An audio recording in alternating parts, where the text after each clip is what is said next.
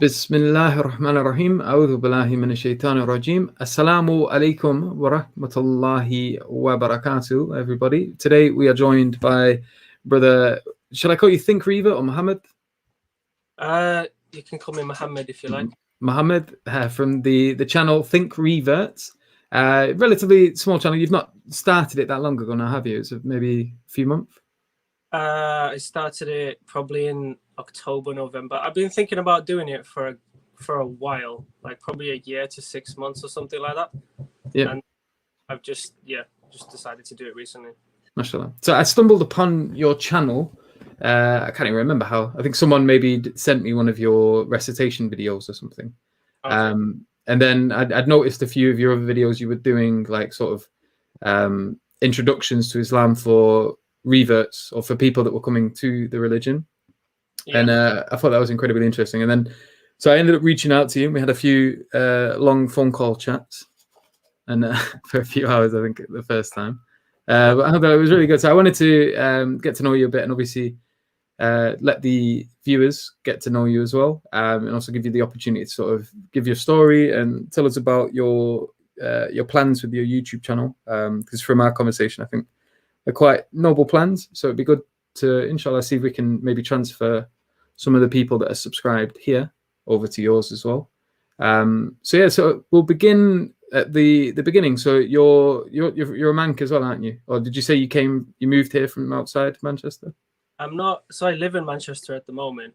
I've lived here for 10 years, but I was actually, so I'm British. My heritage is British, but I was actually born in Zimbabwe. Oh, mashallah. And I grew up there, and I lived there till the age of 12 years old. And then I moved to the UK with my mom. At the age of 12? Yeah. And so did you move to Manchester when you were 12? Or? No, I moved to a place called Kenilworth. It's like a very small town. It's probably 1,000 to 2,000 people. Whereabouts is that? Is that north, south? Kind of near Birmingham, like near Coventry. Sort of about area. Midway, yeah. Yeah. Cool. Like, yeah. Sort of place. And so how did you end up in Manchester then, if you were sort of during your younger years in the middle part of the English? Basically, I wanted to, well, my parents kind of forced me to go to university, which I didn't really want to do. So I had a relative that was living in Manchester, and she kind of said that there's a university that you can go to here that does like computer programming and stuff like that. So I decided to just go with that, and I just randomly moved to Manchester when I was 18. Oh, mashallah. So you'd been here ever since, fell in love with the place? Yeah. I don't know if, I mean, I think it's a good place to live. I feel comfortable here. Yeah, same. I'm probably just gonna, I don't have any plans to really move anywhere else. Okay. Mashallah. So tell us a bit about your journey to Islam then. So how old are you when you were reverted? How old are you now? Just so people can sort of get an idea of like that transitioning period. So I'm 29 now, and I converted to Islam when I was 18, like just nearly 19.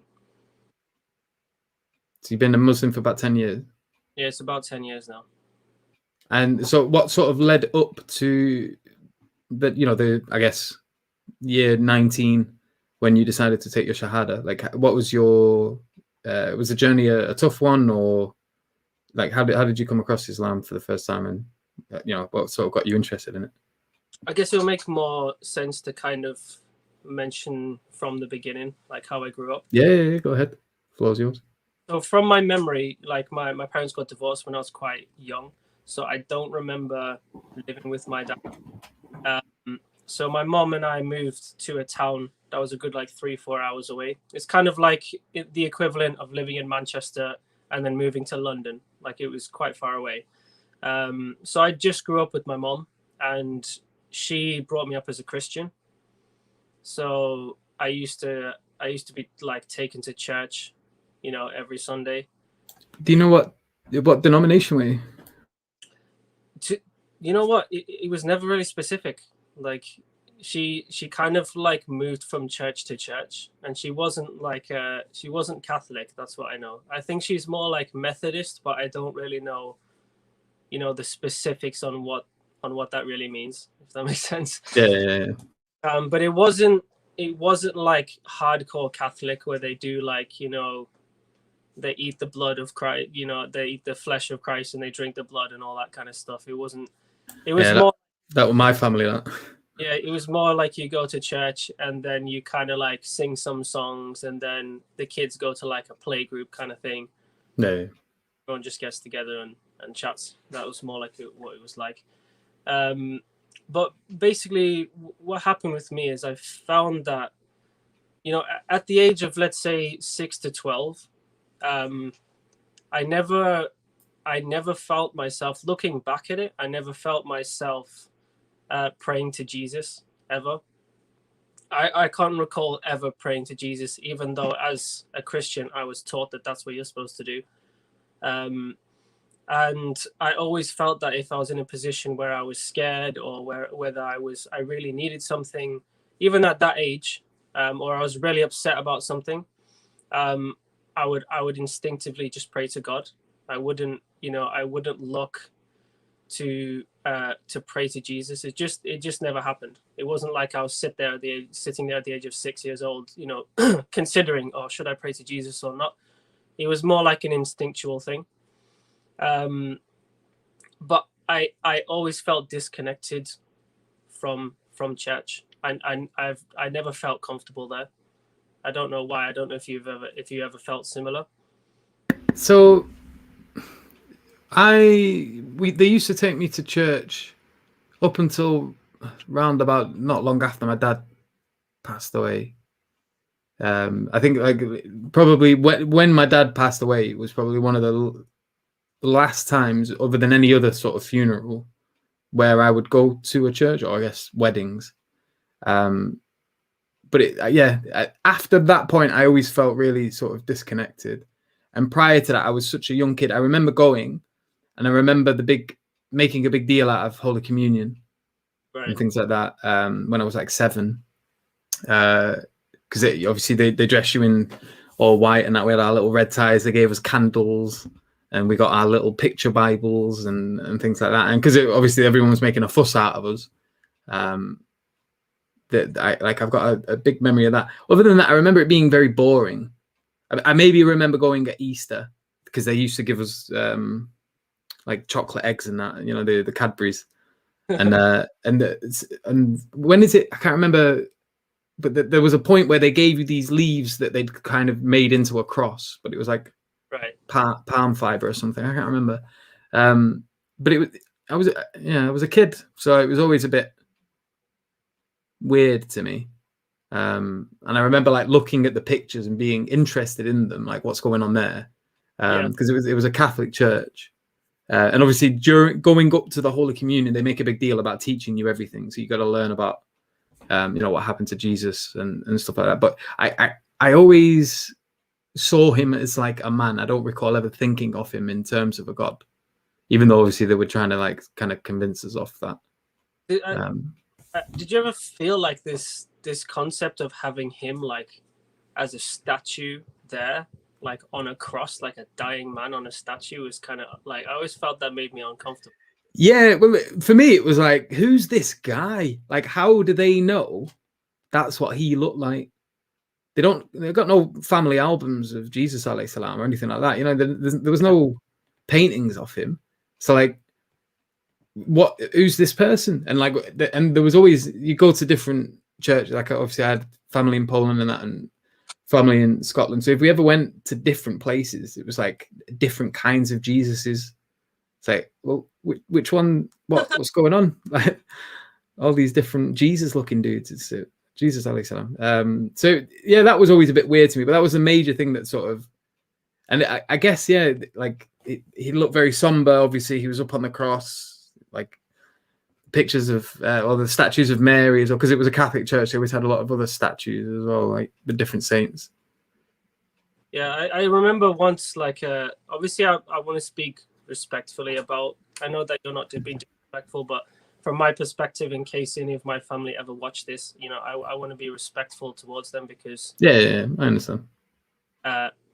You know, I think that it's really important to still be respectful. But I do remember going to part of my family's church who lived in like a different town, and they were Catholics, and I felt I used to feel uncomfortable going to church anyway. I don't know what exactly it was, but when I went to the Catholic church, that's where I was kind of like, you know, where they're like waving around the incense and they're literally like giving out blood and wine and you're drinking it, and it's very like ritualistic. I Yeah. always extremely uncomfortable. I didn't really enjoy going to those kind of places. But yeah, basically, so looking back at it, I remember that instinctually, like I did believe in God, and I used to kind of like say the Lord's Prayer. You know about the Lord's Prayer? Let's see if I can remember it. Remind me the first line. It's like, our Father who art in Who art heaven. in heaven, hallowed be thy name. Thy kingdom come, thy will be done on earth as it is in heaven. Yeah. Give us our daily bread. Give us this day our daily bread. Mine cuts a blank there. Give us this day our daily bread, and deliver us from evil, as Yeah. against us. Something, you know, I don't remember. Yeah. Like that. But I remember at one point, like I used to say that before I went to bed, because like it was never forced on me. Like my mom, because I just lived with her, she used to take me to church. It's not like she forced me to do anything. So then at some point I kind of like adopted that, and I was like, you know what, I am going to do that because I have this feeling when I'm afraid. Like I used to be afraid of the dark when I was a kid, and I used to have this feeling of like, okay, if I pray, then maybe I'll feel less afraid. But again, I never prayed to Jesus. And then we had like some family issues, meaning that we had to leave that country and move to the UK. And lead us not into temptation, but deliver us from evil. We're getting people. Jazakallah khair.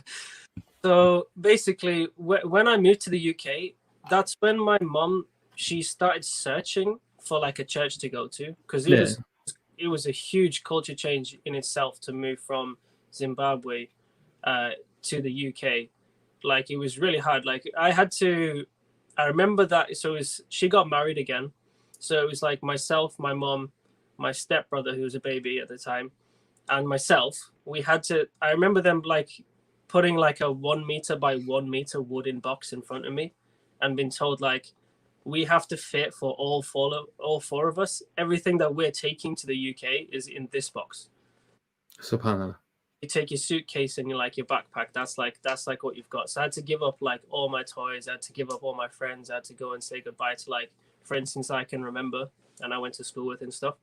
What was it like in Zimbabwe? Do you have many memories of there? Like, I remember it. I remember it like I lived there like half my life. Like I remember it very, very vividly. Like it was a big part of my life. Was it fun memories? I hope. Yeah, I mean, like looking back at it, I mean, I wouldn't move there because now the country like is, you know, it's in a really bad situation. Like I think, put it this way, when I lived there, they went through like this really bad inflation where the money just and the currency just went out the window, and they were trying to take like their country back from the white people. So they went and they were like forcing people to leave the farms, because a lot of the farms and stuff were run by the white people because of and they would go over and take over the farms and kick them out. But when I lived there, it was a really, really amazing country to live in. Like I loved it. Like there was a lot more freedom there. Obviously, like I don't know if have you ever been to like a third world kind of country before? So I was in like Myanmar for a bit, and we did a bit of like off the road kind of trekking there. We're going through little villages and that, mostly made out of bamboo, not much electricity going on anywhere. So that was probably that, and maybe certain parts of Borneo, although that I wouldn't really class that as third world. Yeah, not. Where I was, basically, if you have some sort of a stable income and you're from a family that has got like not wealth, but they've got money to survive, like you're chilling in a country like Zimbabwe at the time. You know, your house is going to be like way bigger than a house in the UK. Most people have swimming pools, most people have trampolines, they have tennis courts, they have like people who work for them in the house and stuff like that. So yeah, I to be fair, I think compared to like what I see kids coming up in the UK, it was a lot more free and I had a lot more fun. And I didn't want to leave. But yeah, so when I came to the UK, what happened is my mom started searching for a church to go to, because we moved to some of my family already lived in the UK, so we moved there, and they took us to a Catholic church, and she didn't enjoy Catholic churches at all, so she started going around other churches. And I remember one that I went to where they do that whole thing where they act like they're possessed. I don't know if you've ever seen that. I've seen it on the internet. I've never been present. They like speaking tongues and shaking about and that. Yeah, like what you've seen on the internet. Yeah. She took me to a church, and I went there like 3 or 4 times, and they had like a, you know, like what they do is they always send the kids to like a playgroup kind of thing. So I remember I actually made some friends in this playgroup, and I found it really fun. And then at some point I came downstairs, and I just saw all these people at the front of the church, like with their arms up, and they're like talking like they're possessed. You know what I mean? Yeah. And yeah, I remember not really enjoying that, right? I remember this. I don't really get this. Like, so, did it scare you, or did it make you laugh? Or because I could imagine if I ever went to somewhere like that, it'd be difficult for me to keep like a straight face. No, I was just like I was a really shy kid, and I was just like, logically in my head at the age of 12, 13, like, this makes no sense. Like, I don't get why these people are doing this. Yeah. I'm not going to do it. You know what I mean? But she ended up finding a different church. And to be fair, that church was quite nice. But again, like,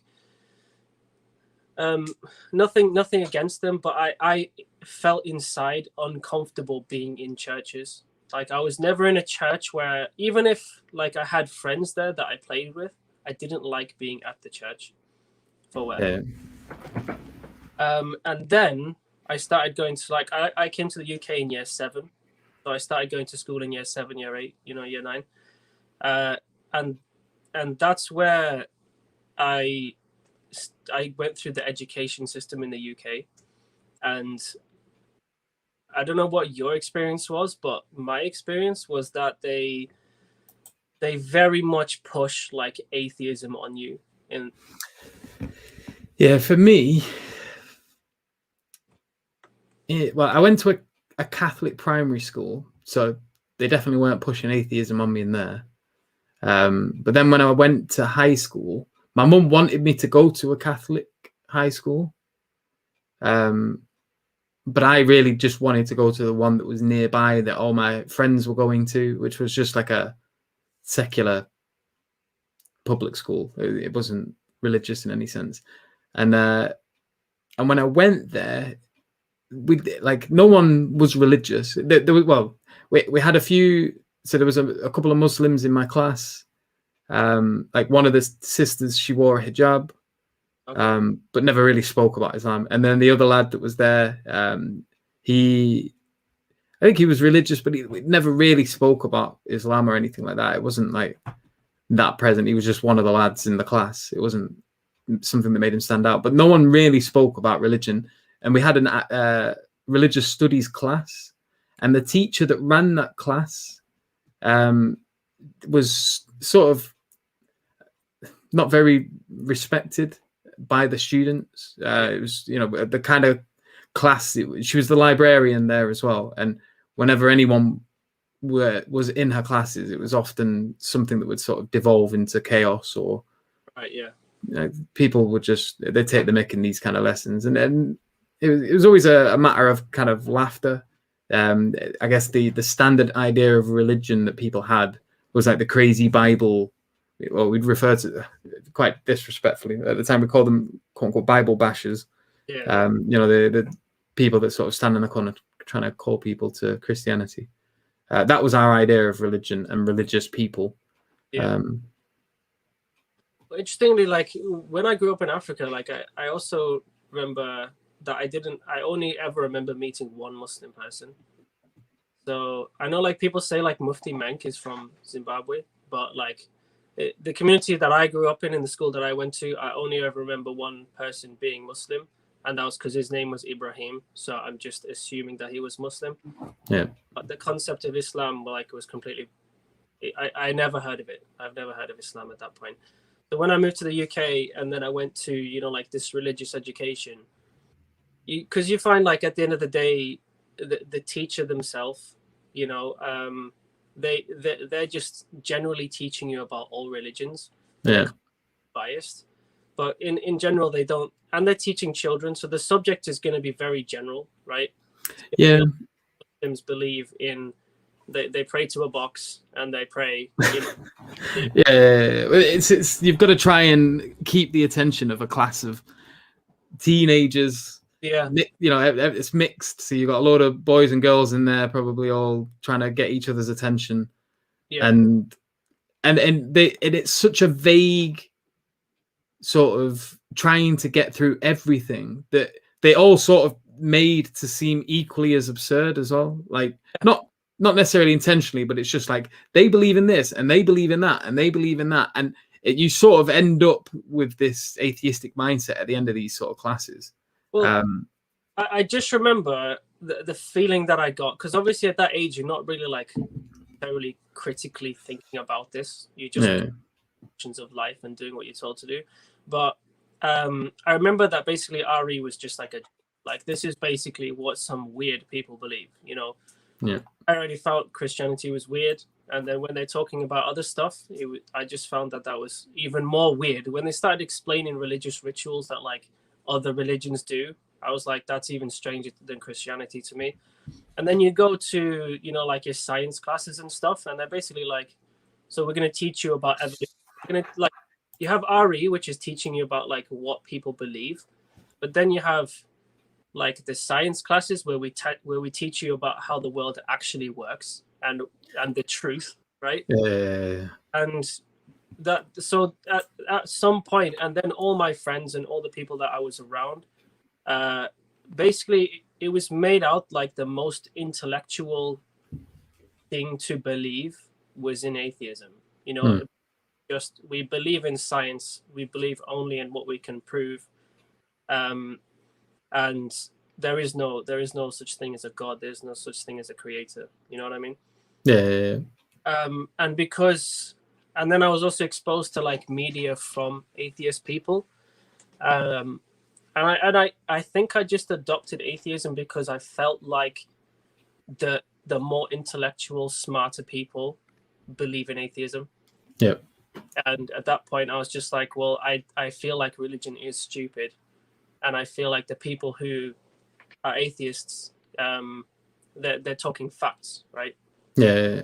So it makes no sense. And I remember I used to tell my mom, like, I've got this problem with Christianity in that, first of all, you from my perspective, you can't read the Bible to me because this man who you follow didn't speak English, and it seems to me as if you don't have an authentic original copy of his words, right? So if I want to follow this man, which I believe he was a good man, I don't really know how you can follow him when you don't have any proof that even what you follow is right.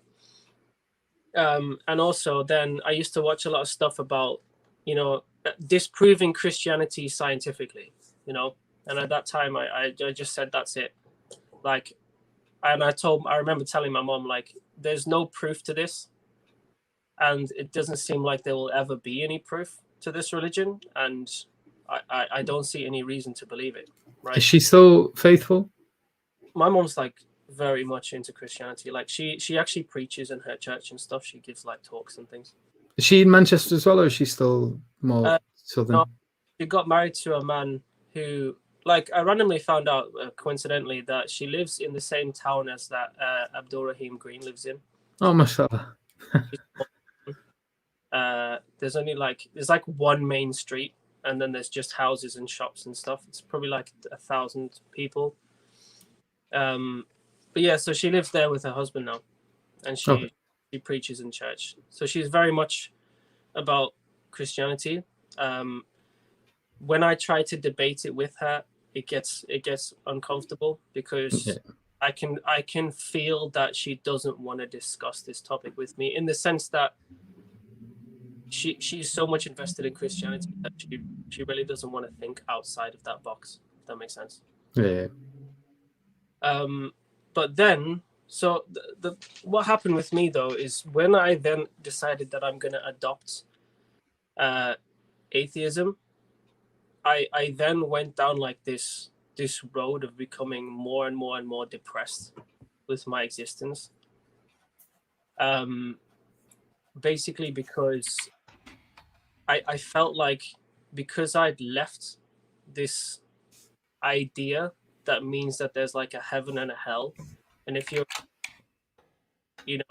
you strive to be, because Christianity still teaches you, if you're a good person and you have faith, you will go to a better place at the end of the day, right, after you pass away.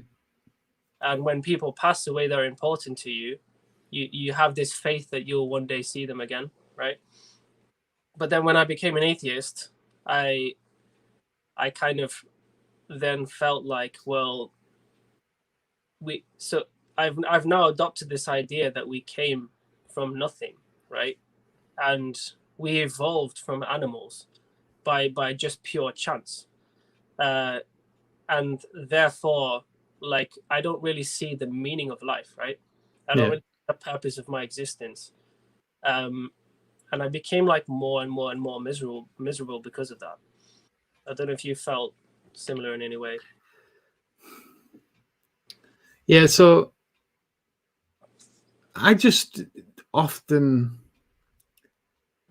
would just engross myself in sort of materialism, like wanting things or wanting people to think of me a certain way, wanting to go traveling. It was all like heavy dunya, but it was always, my expectations of getting these things or doing these things was always really high. And then when you'd experience it, it never really quite met up to the expectations. And so that, like, you'd have these desires that you could never really fulfill. Yeah. Because when you did fulfill them, it never really equaled what you were expecting. And that always sort of gave a bit of a melancholy and a sadness to everything. Because it was like your goals and your aims, just, you want something from it. And then, like, for example, I lived on an island for a bit, and that was amazing. It was beautiful.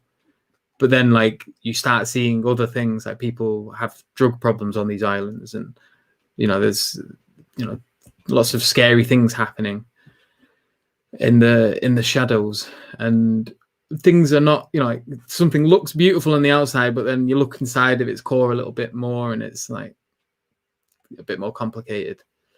So yeah, there was always this sort of everything just turning to dust. And when I didn't believe in anything, and when I was sort of engrossed in this atheism, agnosticism, or whatever, everything just felt really hollow. Yeah. Like it was just, empty. There was no. Yeah. So the thing that happened with me is like, I struggled, with this concept of atheism. I struggled with a couple of things. One of them was when people die. Like, because I think I was around 15 years old. Like, when my mom got divorced, she then married again, and she had another baby who was then like my stepbrother. Oh, sorry, my half brother. And the reason that we moved to the UK is because when he was born, like, he was really, really ill, and they didn't have like the facilities to look after him in that country. So we moved over here, and then about the age of like 4, like, he ended up, subhanallah, like, just passing away in his sleep one day. Subhanallah.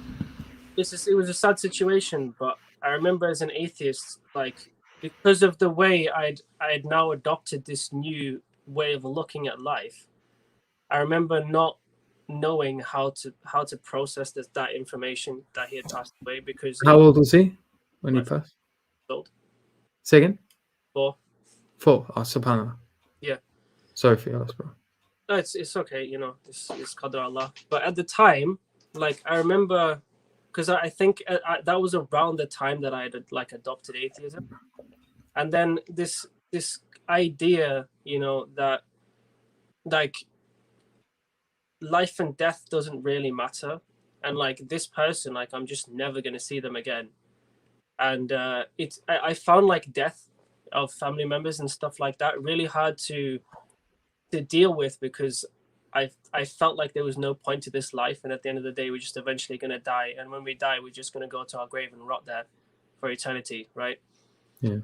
And that was quite a depressing feeling. But the other thing, so I struggle to deal with that in terms of like with my life view, I don't know how to deal with the death of people that I love, right? How old were you at that point?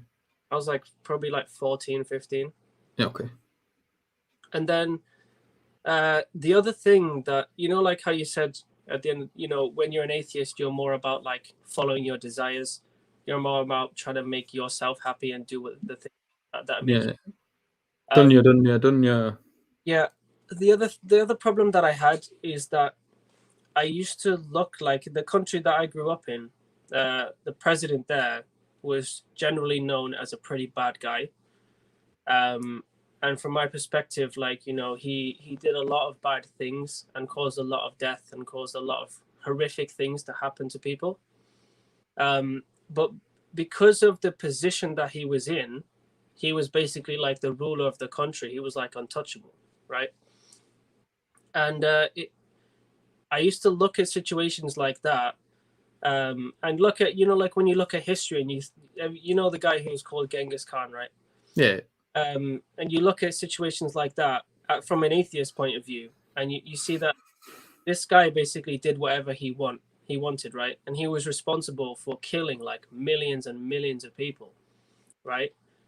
How do you process that as an atheist? Because you then see the world in this way where it's like you follow your desires, and I felt like there's no such thing as right and wrong, because we've evolved from animals. So this idea of like morality is something that we've made up, right? And because of that, if you can get away with doing what is perceived as wrong, but it's your desire to do that, then why shouldn't you do that? Yeah, I've been thinking about that quite a lot as well, because it links to sort of the work I'm doing on moral nihilism, and like how that, you know, how those who sort of look at the world that way, not necessarily atheists in general, because you know there are a lot of atheists that really do believe that morality exists and that they're justified in believing so, and obviously that's a whole other discussion. But for those who start going down this sort of moral nihilist path, it does become about whether or not you can get away with it, whether or not you can keep it secret, and it just becomes more of a burden of the society's a burden. Like they're going to react this way about this particular thing. That's annoying, but now I've got to sort of, if I want to do that, figure out a way of getting away with it. And kind of growing up on a council estate in England, there were lots of people that were kind of like that. Like they weren't religious, so they had no fear of God. They had no fear, you know, they were like, oh, it's a load of crap. You know, there's no afterlife. There's just this life, YOLO, all of that rubbish. And they didn't respect the government, because this was poor working class people. Fathers weren't really present. You know, kids didn't. We all had access to the telly. We all had access to being able to see all of these rich people floating about, and you know, on these reality TV shows, and they had whatever they want. And then like, maybe there was the rich kids on the estate, the next estate, because the council estates, they usually had these posh estates near them, and that's what we called them, the posh estates. And like Halloween, all the kids in the council estates would head straight to the the posh estates because that's where the money was to be made, and all of that. But we'd get to see these houses and like the lives that these other kids got to live. And on Christmas, they'd get all these toys. And especially when we were a lot younger, when we believed in Santa and all that, we were like, why is Santa giving the rich kids all of that? and why are we only getting like, you know, the little bits we're getting? Like, he's got everything, man. Why is Santa giving him all of that? And so we always had these sort of resentments to people with money. We had resentment to power. And especially when we got a bit older and we became sort of teenagers, we were just a bunch of little scallywags that hated the government, hated the police, hated authority, hated the teachers at school, anyone that was any sort of authority at all, basically. And we didn't have authority, really. Like, half of our mums were either working mums or they were never about, and we were just sort of raising ourselves. Or they, you know, for a lot of the other kids, the parents maybe didn't even care. They had drug problems and things like that. And so we just used to wander around. There was no one telling us nothing. We get to do what we want. And it was literally just a case of like, so long as the police don't catch you, it's live. Like, that's fine. Why would you care about this whole idea of right and wrong? Yeah. You know? Go on the rob, mug people. There was all sorts of crazy things going on. It was. Yeah. So the problem that I had then is because I started trying to deal with this, you know, trying to deal with the idea that we just exist here by random chance. And I don't really feel like there's any such thing now, the way I'm thinking at the time, of right and wrong. And then you start looking at, like, with those like goggles on, at the idea that you literally just live this one time and then you go to the ground and your existence finishes. You then start to look at, like, well, if you have no purpose in life, you need to find purpose in life, right? It's really hard for you to carry on living without believing that you have any purpose whatsoever, right? So then your purpose becomes more about what searching for what makes you happy, right? I feel like for me, when I was an atheist, the whole point is to do what makes you happy because you just have this short life to live, right? And the problem that I then came across is the idea of what is looked at as success in this life. And then you start to look, like you said, on social media and on TV, on movies, and you see like having a lot of money makes you happy, right? Doing whatever you want with women makes you happy. Having partying and taking drugs and drinking alcohol and all this kind of stuff is gonna bring you happiness, right? Yeah, we think that as well because that's what's being shown to us. Yeah, like you're young, you're naive. They're hiding a lot. They're hiding all. You know, the people are putting on a front most of the time, and so you know, all you see is like, yeah, we had a sick night, and every time they go out, like everything's beautified. Like when people are telling you about the things that they did, when we went to this place, we went to that place, that, you know, they miss out how sweaty and stinky they all got and how like miserable they all are the days after and things like that. And they just talk, they like to talk about the beautiful aspects of it. Maybe sometimes they'll talk about like the hangovers, like, oh, I've got a massive headache and that, but it was a good night though. And then like as it sort of moves on and you start to get a bit older, you become less naive and you really start to see like a lot of the worst aspects of it. And like how people become alcoholics or how people and really young, it's not just the weirdo that lives down the street that's an alcoholic anymore. It's like your mates. It's like, yeah, lad, you're going to the pub a bit too often here. It's yeah. I guess at this point though, I would say that like I was a hypocrite in the sense that even though I did no longer believe in God, if something really like a really serious situation happened to me in my life, you know, like where someone was going to die or I really needed something or whatever, then in that situation, I would just pray to God anyway, even though I didn't believe that God God existed, right? But then I guess I started looking at, okay, so if what is going to make me happy is, you know, having a lot of money, and, you know, going out and partying as much as you can. I was about 14, 15, 16 at this point.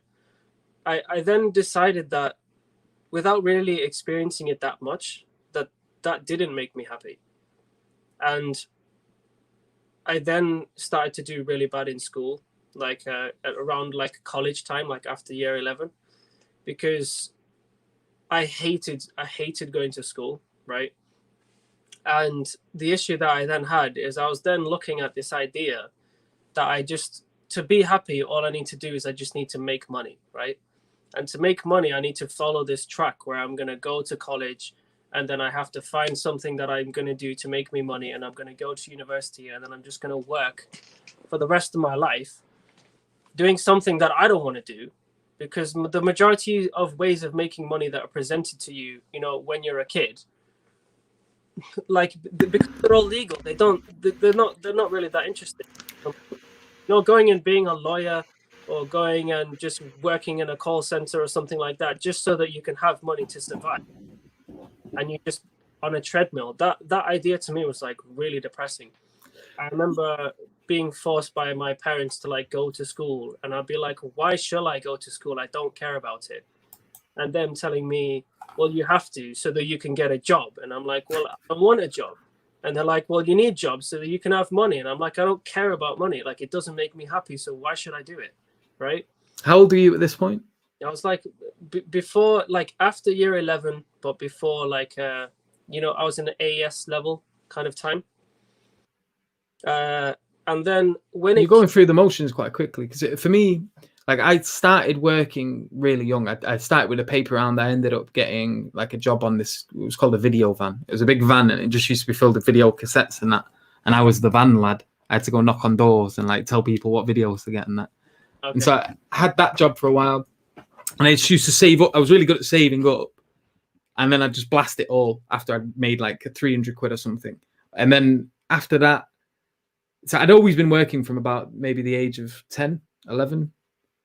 And then I'd worked in restaurants and this, that, and the other. And it took me a while to not love money anymore. Like, I was very into it for many years, from being 11 maybe till, it wasn't maybe until I was about 20 odd, 21, that I started sort of becoming disenfranchised with it. Well, I think around the age I was, I would assume that most people don't really think about it that deeply. But I do remember looking at this view of like, to be happy, what I have to do is I have to go and I have to get as much money as possible. And then when I get as much money as possible, I just need to party as hard as I can and just have the most nice things. But you know what kind of actually messed me up was the whole concept to kind of like put those two together, of like, well, I'm not willing to go and do a job that I hate just to have money, because I don't think that's going to make me happy. And then I used to look at it, well, and let's look at the fastest ways to make money in this life and the easiest ways to make money. And a lot of them are done by people who are corrupt and people who sell drugs, people who use dodgy means. Yeah, all kinds of illegal ways, right? Yeah, well, the lads that used to have the big fancy cars and that around our ends always used to be the lads that were shifting dodgy stuff about. So I used to look at that, and I felt like, if I really want money that badly, then that's the kind of lifestyle that I should live, right? And I used to look at these people who used to live that lifestyle. But I used to see at that point, like, these people, they're probably not that happy. But what made me depressed was the idea that as long as they could get away with it, they could be as corrupt as they wanted and follow their desires as much as they wanted. Like, if you look at like Pablo Escobar, for example, like, this guy probably caused way more damage than he will ever be. You know, even if you send him to prison, like, does that bring back all the people whose lives he's completely ruined? Does that really? Yeah, there's no amount of punishment you can give him with the little time he has on Earth that will make up how many lives he's completely ruined, right? Yeah. Okay, so that whole idea just made me miserable. And then at that point, I just felt like I don't really see the point of being here anymore. Like, yeah. I, Sorry, go on. Wait, I, what do you mean in terms of suicidal or? not quite suicidal, but I felt like I no longer care about life. So I would probably say, like, in some ways suicidal. Like, I was depressed really bad because I just felt like I'm just going through this miserable life, and at the end of the day, like, I'm just gonna die and just be put into a box in the ground. Yeah, turn to Not dust. a reason to be here, right? I'm not happy being here. There's no purpose to it, right? And then then what I did is that I stopped going to college. I just one day I was just like, that's it. I didn't tell my mom, and she didn't find out for like 3 or 4 months. She was going to work because she had to work every day of her life. So I spent a lot of time on my own because I was like an only child. Like, I had a brother, had like a half brother and half sister, but I never lived with them. So I spent a lot of time during this period on my own. And after that, my parents were just like, listen, you have to do something with your life, right? You can't just sit at home and do nothing, and be depressed. You have to go do something. So they basically pushed me. I was into like computer stuff, like I did like, so they pushed me into like doing a university course on programming in Manchester. So they basically just shipped me off to Manchester. Like, I had a family member here, but I didn't really have. It turns out like I don't really have any relationship with her. Even though I'm quite open to having that relationship, for some reason it just doesn't exist. So what happened is they just kind of like found me like some student accommodation, and they just sent me away, and they were like, just go and do that course. And then it happened to be that I got put into a student accommodation with another white guy. And there was supposed to be 4 people. Did you ever go to like a university? You did, didn't you? Yeah, I went to uni, but I never. I was married at the time, so like I didn't live in student accommodation or anything like that. I had my own house out of the way, north end of Manchester, and then I used to commute from North Manchester to the city centre. It used to take me about an hour. Yeah. And I was always separate, so I could see it all going on, and obviously like there was a lot of the lads that I was in uni with, they were staying in student accommodation and that, but like it just always made me feel uncomfortable, like because I had friends, especially before I went traveling. My friends went to uni before me, and they went to uni in Liverpool, and I used to go visit them a lot. And so I kind of got to see what uni lifestyle was like by visiting them, and especially when I got older, and the whole thing made me anxious. So it was not something I really. I'd just finish uni, and if I wasn't studying, I'd just go home. Or the only times I really chill with the other students is if we went for a coffee or something, for a chat about philosophy. Fair enough. Well, so basically, I started going to this course, and I didn't end up enjoying the course. But I moved in with this other white guy, and it was just me and him. Like, I think I must have moved in like a month earlier than most of the people, and he'd already been there for a few weeks. So I didn't know anyone else in Manchester, and I was living with him, so we kind of like became friends. And we started like going to the pub, and we started like drinking alcohol and stuff like that. At that time, that was like the first time that I'd really, like, I was free. At this point, I was free to do whatever I wanted. Yeah. Get away with it. Like, my dad was in Zimbabwe. Also, he actually moved to Nigeria after that. So he was living in Nigeria. My mom was like, she was doing her own thing, living her own life now, and I've just been kind of like dropped here. And at this point, like, I can do whatever I want. So I started like drinking alcohol, and we started going to like parties and stuff like that. And I felt like, well, I may as well experience this type of life, right? Because this is what makes people so happy. This is what people work their entire week to do. Yeah, live for the weekend. But I was very vulnerable in the sense that, like, because I didn't care about being alive anymore, I was quite open to, if someone offered me basically any type of drug, I would just be like, yeah, I'll try it. Yeah, I was a bit different in that regard. you say alhamdulillah, like because of the things that happened with my dad, I always had this repulsion for anything other than, and you would have thought I would have had a repulsion for the drink as well, to be honest. My uncle passed away from that, but I was fine with alcohol. I was fine with weed, but anything other than that, like my heart would, I can't explain it. Like I hated it. So, and I remember me, like I always used to badmouth it. And I remember that, like, my friends used to as well. I was like, nah, we'd never do anything like that. We'd never do anything like that. And then there was just a point in time when everyone was doing it. And then, like, there was one time I was sat in we were at a mate's house. It was just maybe like 10 of us, all lads. And then one lad came in with a bag of pills. Right. And then he was just giving them out for free because he sold them and he had loads of them. And we were all mates. And so he was like, yeah, everyone have one. And then I was the only one who said no. And it weirded me out. And I was like, what's going on here, lads? It wasn't even that long ago, maybe a few months ago, we were saying you were never going to do anything like that. Yeah. And then they were all spent the rest of the night gurning the back off, like bloody jaw hanging off the head. And then after that, it just became more normalized. Next thing you know, they were doing cocaine. And there was a few of them that were like pretty heavy on that. Even when we were quite young, I don't think we'd even hit 18 years of age, and like they were getting nosebleeds and that quite often from sniffing that much. And... Well, I remember one moment, because the thing is with me is like I also hated alcohol. Like I really hated it in terms of like I hated the taste of it. So my philosophy was like, all right, so what makes you happy is not the taste of alcohol; it's more getting drunk, right? Yeah. Let's get hammered. Yeah. Alcohol, I would just drink it. Like I would just down it, right?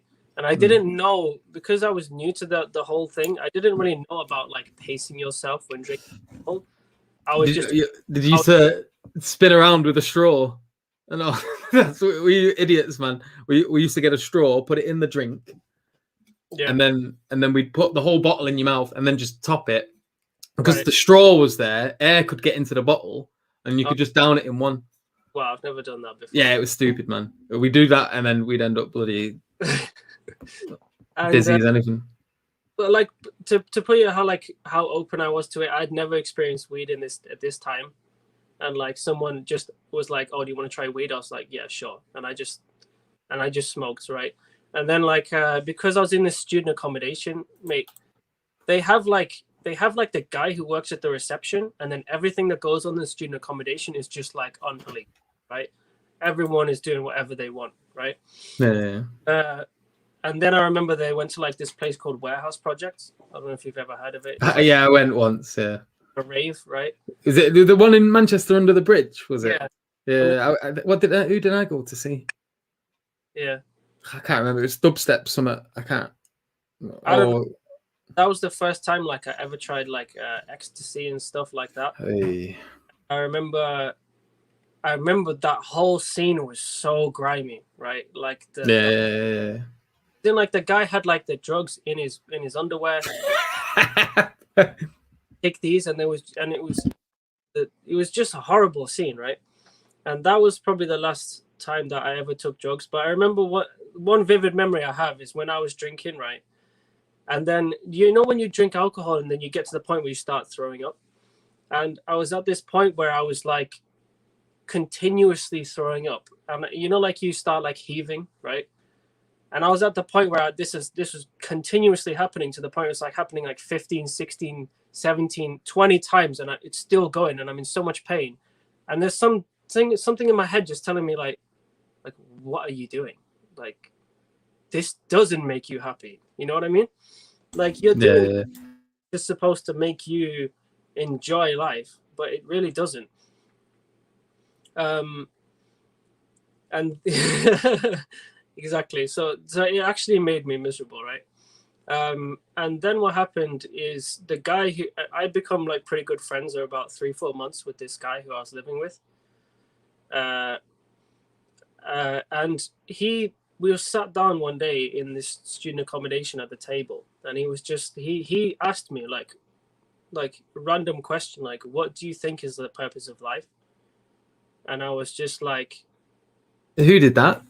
this guy, the guy I was living with. So when I moved into the Oh, studio, I thought you were going to say the drug dealer, underpants man.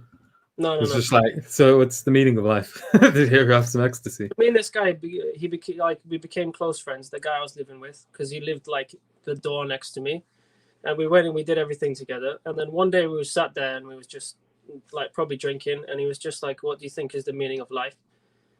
And I was just like, I was laughing at him. And I told him like, "Mate, there's no purpose to life. Like we randomly came out of this big bang.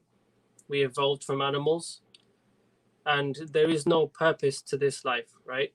And we're just gonna live, and then we're gonna die. We're gonna go to a hole in the ground, and that's gonna be the rest of our and that existence." Subhanallah. And bearing in mind, like he's a normal white British guy. He turned around to me and he was like, Is he a Manc as well, or he grew up in London. okay. He turned around to me at that time, bro, and he was just like, "I think Islam is the true religion." Just dropped it on you. Just like Yeah. that. He had known me for a while and he'd wanted to tell me for a Damn. while, but he just turned around to me and was like, "I think Islam is the true religion." So had he been looking into it for a bit, or was it Well, like what? he grew up as a Christian, and then he moved to like Malaysia, like Brunei, and he met like some Muslim people there, and then he kind of like they kind of in ways like explained to him about Islam, and they kind of explained to him like what he believed was more similar to Islam than Christianity. You know Yeah. what I mean?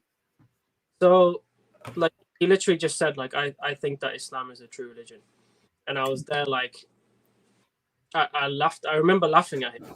Are you still in contact with him? Yeah. Oh my God, is he still Muslim? Well, I haven't got to that point of the story yet. So Okay. what happened was, yeah, he and then he turned around. I was just like, "Mate, like, what are you talking about? Like, how? Like, that's the stupidest thing I've ever heard." And he was just like, "Listen, just hear me out, right?" And he was like, "Just let me show you like what I found and the information that I've come across. Like, give me like half an hour, give me an hour or two, you know, just give me some time. Let me show you what I've come across. And if you're not interested, I'll never bring it up again." And I was just like, "Oh, okay." So because we are friends, like I kind of let that happen.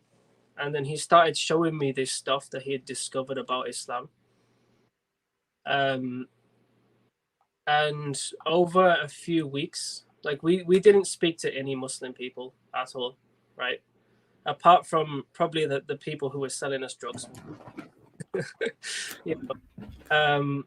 But I didn't know anything. I didn't know a single Muslim person. You know, I really was not given dawah by any Muslim. It was just we started researching this online, and I think the thing that made the most sense to me is how they have a book which is still intact, which I can still read, right? That to me, coming from a Christian background, is a really big deal. And then that they believe in one God, that made even more sense to me. I came across this concept where they're like, and this guy Jesus, peace be upon him, he was a prophet.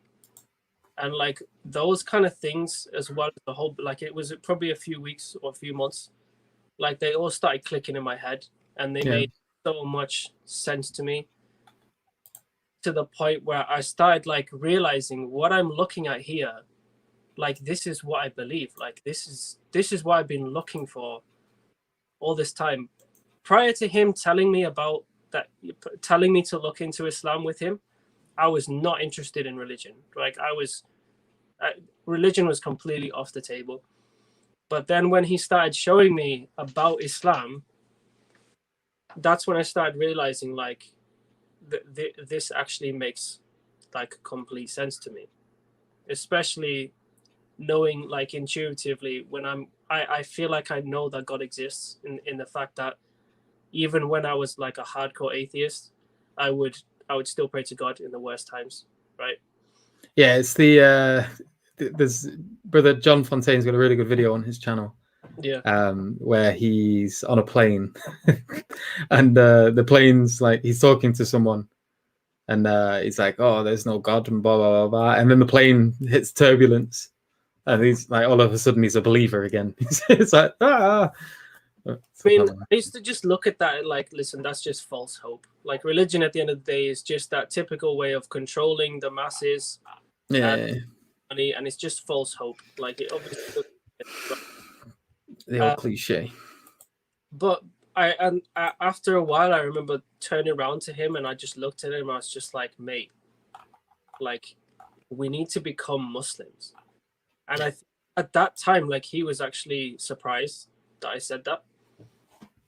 Like, I don't think that I don't know if he was ready to do it or not, but I remember at that time, like he was surprised. Like he was like, I feel like I kind of almost made the decision for him in a way. Like obviously you could probably have that conversation with him and he might have a different way of saying it. But I do like distinctly remember turning around and saying like mate, we need to become Muslims. Like we've look at this information we've come across. I can't deny it. I always had this idea that like if someone can prove to me beyond like any reasonable doubt that I have that this religion is true, I'm not going to walk away from it. I just feel like there's no such religion, right? Yeah. And then because of him and him showing me what he had come across, he in a sense like proved to me that this religion that he was interested in was true. So then we were like, so how do we become Muslim then? Like we had no idea at that point like how to become Muslim. And it turned out like one of the guys who we were like buying weed from, he was like a white guy, and my friend had similar conversations with this guy. So the guy used to sometimes come and sit with us, right? And that guy then told us like, oh, by the way, there's like a mosque. Like if you want to go become Muslim, there's like a mosque like right down the road.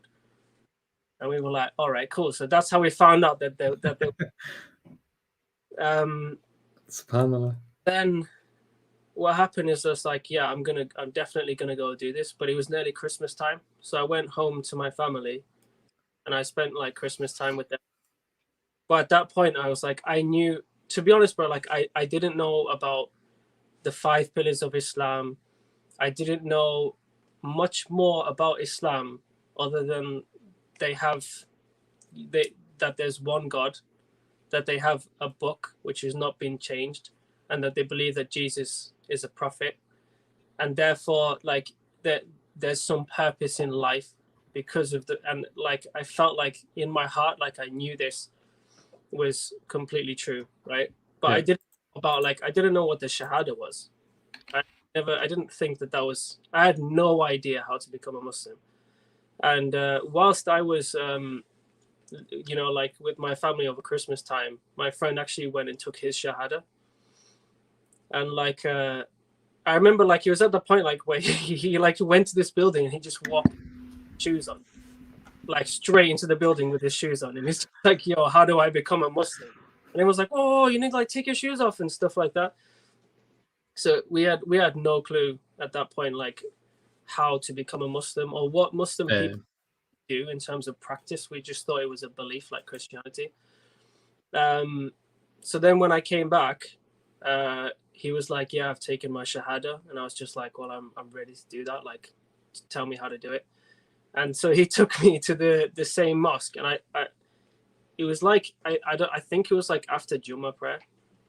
Or like I went there and I notified these people that I want to become Muslim, and they were like, we're about to pray now, so you just wait until we finished. And it was either after like Dhuhr prayer or it's after Jummah, but there was like a lot of people there. Like there was like more than 100 people there. That's about it. And at that point I was a really, really shy person, and I was like, yeah, this was when I was 18 years old. I was about to turn 19. I'd say I turned 19 in February and this was January.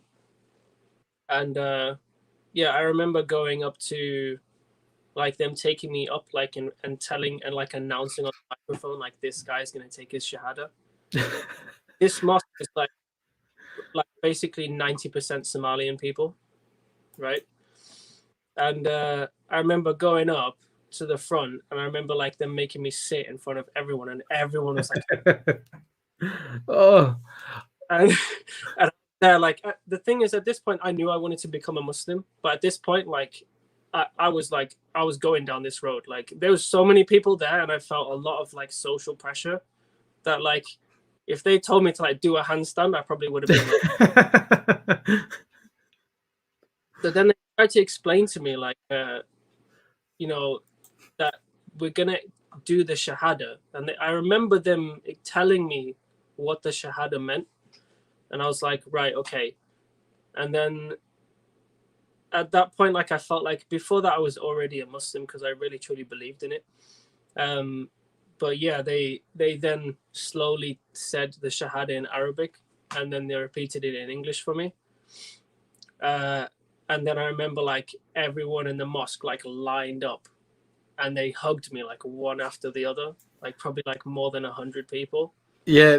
So I took my. I can't even remember my shahada. Like, but I was on my own when I went through all that process, and I didn't really like have that. But then afterwards, after I'd already like considered myself Muslim, and there was a few Muslim friends that I used to chill with, and we went to listen to a talk in the mosque near Wimmy Road, the big one. What's it called? What's the Manchester Central Mosque, I think, or something. It's near Wimmy Road anyway. It's like just off there. I think three around that area, so I don't know which one you've been to. What did it look like? It was just a really big one. It had a big chandelier and that.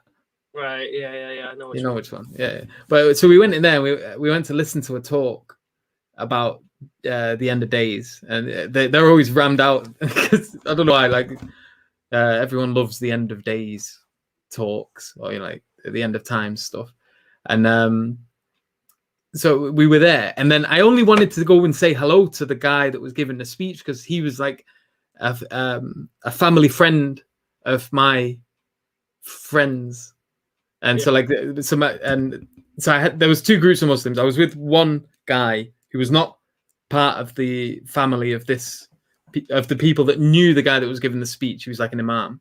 Okay. And so I said, I know him. I just want to go and let on and tell him like it was a great little talk.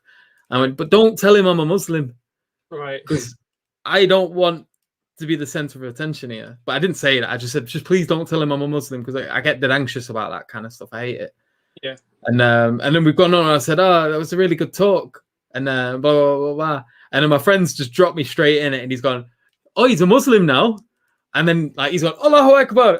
The next thing you know, he's like, everyone he's a Muslim now. He's just taking the Shahada. And so everyone's coming up to me and like shaking my hand. And it's like all these strangers that I don't even know because I've never even been to this mosque before. I think it was like the first time I'd been. Yeah.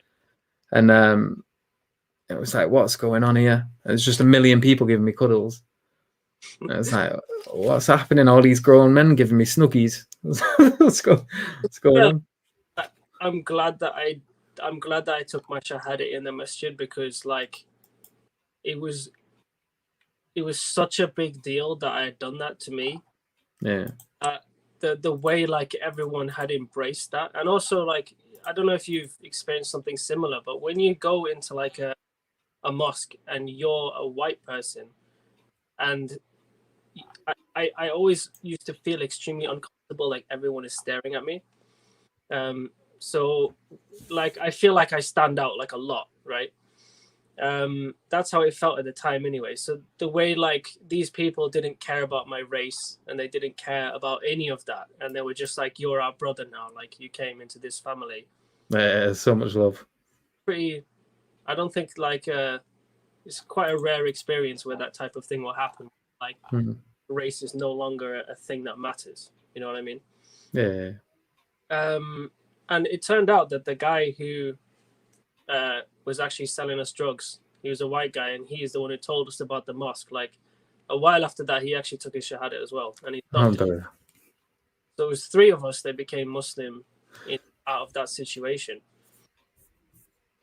So yeah, like the guy who kind of led me to Islam, yeah, like we're still really good friends, and he actually lives like right next to me. Oh, still? Yeah. Oh, mashallah.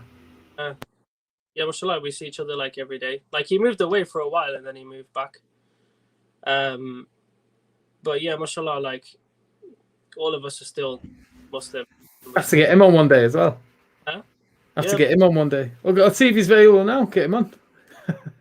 Probably can do if you want to. Like, nice to go through like his story as well, or if you want to do that in like a separate video. We can do his story in a separate, because we've been on for an hour and 10 minutes. I want to sort of move on to talking about your channel, what you aim to do with that, and then I've got brother Jordan in the chat, and brother Asadullah might still be available. But they said they'd like to sort of get in and talk on the, obviously the title of the stream is Problems Faced by Reverts. Well, I have spoken with my friend, and he's up for having a chat with you, and he's a pretty interesting guy as well. So okay, inshallah. We don't have to do it today, but you can do like another video with him if you like. Or on with him, and he can explain his story, because I feel like he should probably tell his story himself and like give it a good. Yeah. But yeah, so what did you want to move on to? Sorry. So you're a Muslim now. Yeah. So you've taken your shahada, and then you're doing bits, and then you decide you're going to start a channel. So you've got that going now. Alhamdulillah, you've got some really good videos on there, where you're trying to kind of help. I guess the aim here is to help people that have gone through similar situations like us. So just tell us about your channel, what you aim to do with it, what you're doing with it now, what you want to do with it in the future, and also just obviously everyone subscribe to him if you haven't already. It's the links should be in the description. I think it's obviously tagged in the title as well, so if you click that should take you straight to his channel. So make sure to check that out, and just keep it in mind if you ever come across a revert, because there's some really, so he's basically doing like a beginner's guide to Islam, and then he's got some like Islam learn how to pray in Arabic, and these are really good in terms of the fact that they go through the prayer very slowly. So it says it, and then you've got the writing, the transliteration, and it highlights the word that's being said, and it gives people time to sort of say it after you've said it as well, and things like that. So it's a really good little thing. But yeah, so just tell us more about your channel, and then I'll start inviting. Briefly go over like after I became a Muslim, I didn't know about halal food, about anything apart from me and my friend were like, okay, so you know how we used to go to church on Sunday? Yeah. They go to the mosque on Friday, right? So we used to go to the mosque on Friday, and we used to just sit in the corner, because we were like, well, we have no idea what this guy's on about, because he's talking in Arabic or whatever language you speak. Yeah, it was in ours. It was always in Urdu. So I just got there. So I've got no idea what this going on. Me and him used to go in there, right, and we used to just sit in the corner with our English translation of the Quran. And for about 4 months, like, we used to just sit there and read, and nobody spoke to us. Like, nobody kind of like. Oh, subhanallah. In Jummah prayer, like, you're not really supposed to like talk. Yeah. Let us do our thing. Like, it wasn't really rude. But I do feel like quite often people are kind of worried about approaching revert people because they don't want to like offend them, or don't want to make out like maybe that person's been Muslim for a while, right? Or maybe we're a bit intimidating, or we got our hoods up and that we look like we're straight out of the ghetto. So that's what I used to do, right? And then what happened, because this is kind of leading on to why I made like this channel, because then what happened is my friend came home, the one who I became Muslim with. He came home with like another 2 brothers, and one of them was an Asian guy, and one of them was actually a revert, and he's from like a Spanish/black background. And I remember meeting them, right, and being like a bit, because I didn't have any Muslim friends at this time. I've been Muslim for 4 months or so, but I didn't know any Muslim people, right? And then I remember like this brother, he's called Abdullah. He was like, yo, it's time to pray now. So we're going to pray, right? And I was just like, what? And he was just like, yeah, like it's Maghrib time or whatever. We're going to pray now. Like, go and make wudu. And I was just like what? What are you doing? Hoodoo, voodoo? What's this voodoo? Yeah. Yeah, exactly. So I remember being like, what? And then he was just like, yeah, like he was surprised that I didn't know what he was talking about. So me and my friend had no clue that Muslims pray 5 times a day. Oh, And subhanallah. he was like, yeah, we pray like 5 times a day. Do Did you they even not give you no literature or anything when you took your shahada? Or did? But I just didn't read it. Like I okay. at that point, like I think becoming Muslim was so overwhelming that you need that time to like Think, that in itself was like enough for me. You know what I mean? I didn't feel like I needed to know anything more than there's a God, the one God, and that we have our book is the Quran, and that we believe that Muhammad, you know, peace be upon him, is a prophet, and that's the truth. Like that to me, that was Islam. You know what I mean? yeah. And slowly but surely, like because he was a revert himself, he'd been Muslim probably for about 10 years. Both of these guys, they started teaching us about Islam. But I really, really benefited from this brother because he's the one who taught me the concept of like the Quran and Sunnah, Yeah. about how like there's people in Islam that do things and there's not actual evidence behind what they're doing, and therefore we don't do that. Is that, you know, like that kind of concept? Yeah. Yeah. So anything to do with cultural stuff that's injected into Islam, he was like, we don't follow that. So when you learn to pray, you need to make sure that you're learning to pray from authentic sources, right? Yeah. And he really, really helped me because I feel like at that point I knew that I knew that I was a Muslim, and then knew Islam was the truth. But the information that I received from then on, it had to be right. You know what I mean? Yeah. Like if someone, I feel like I could have quite easily been misled at that point. I feel like I was vulnerable. If I had gone to someone who'd started telling me like, oh, you know, we hate these companions of the Prophet and they were terrible people, and you know, like Yeah. There's not really much to sort of go off at that point, especially when you're new into it. I can guess you could probably absorb that yeah, I would have been quite like, easily. especially if they're quite influential and they're nice people, they could start whatever they wanted, and I would accept that as it. So, and also he was really strict with us on the prayer. He was older than us, and he spent a lot of time with us, and he taught us like when it's time to pray, you pray. And he kind of taught us this concept of praying 5 times a day. And because I was living on my own, you know, doing whatever I wanted to do, like I was able to adopt that quite easily. Alhamdulillah.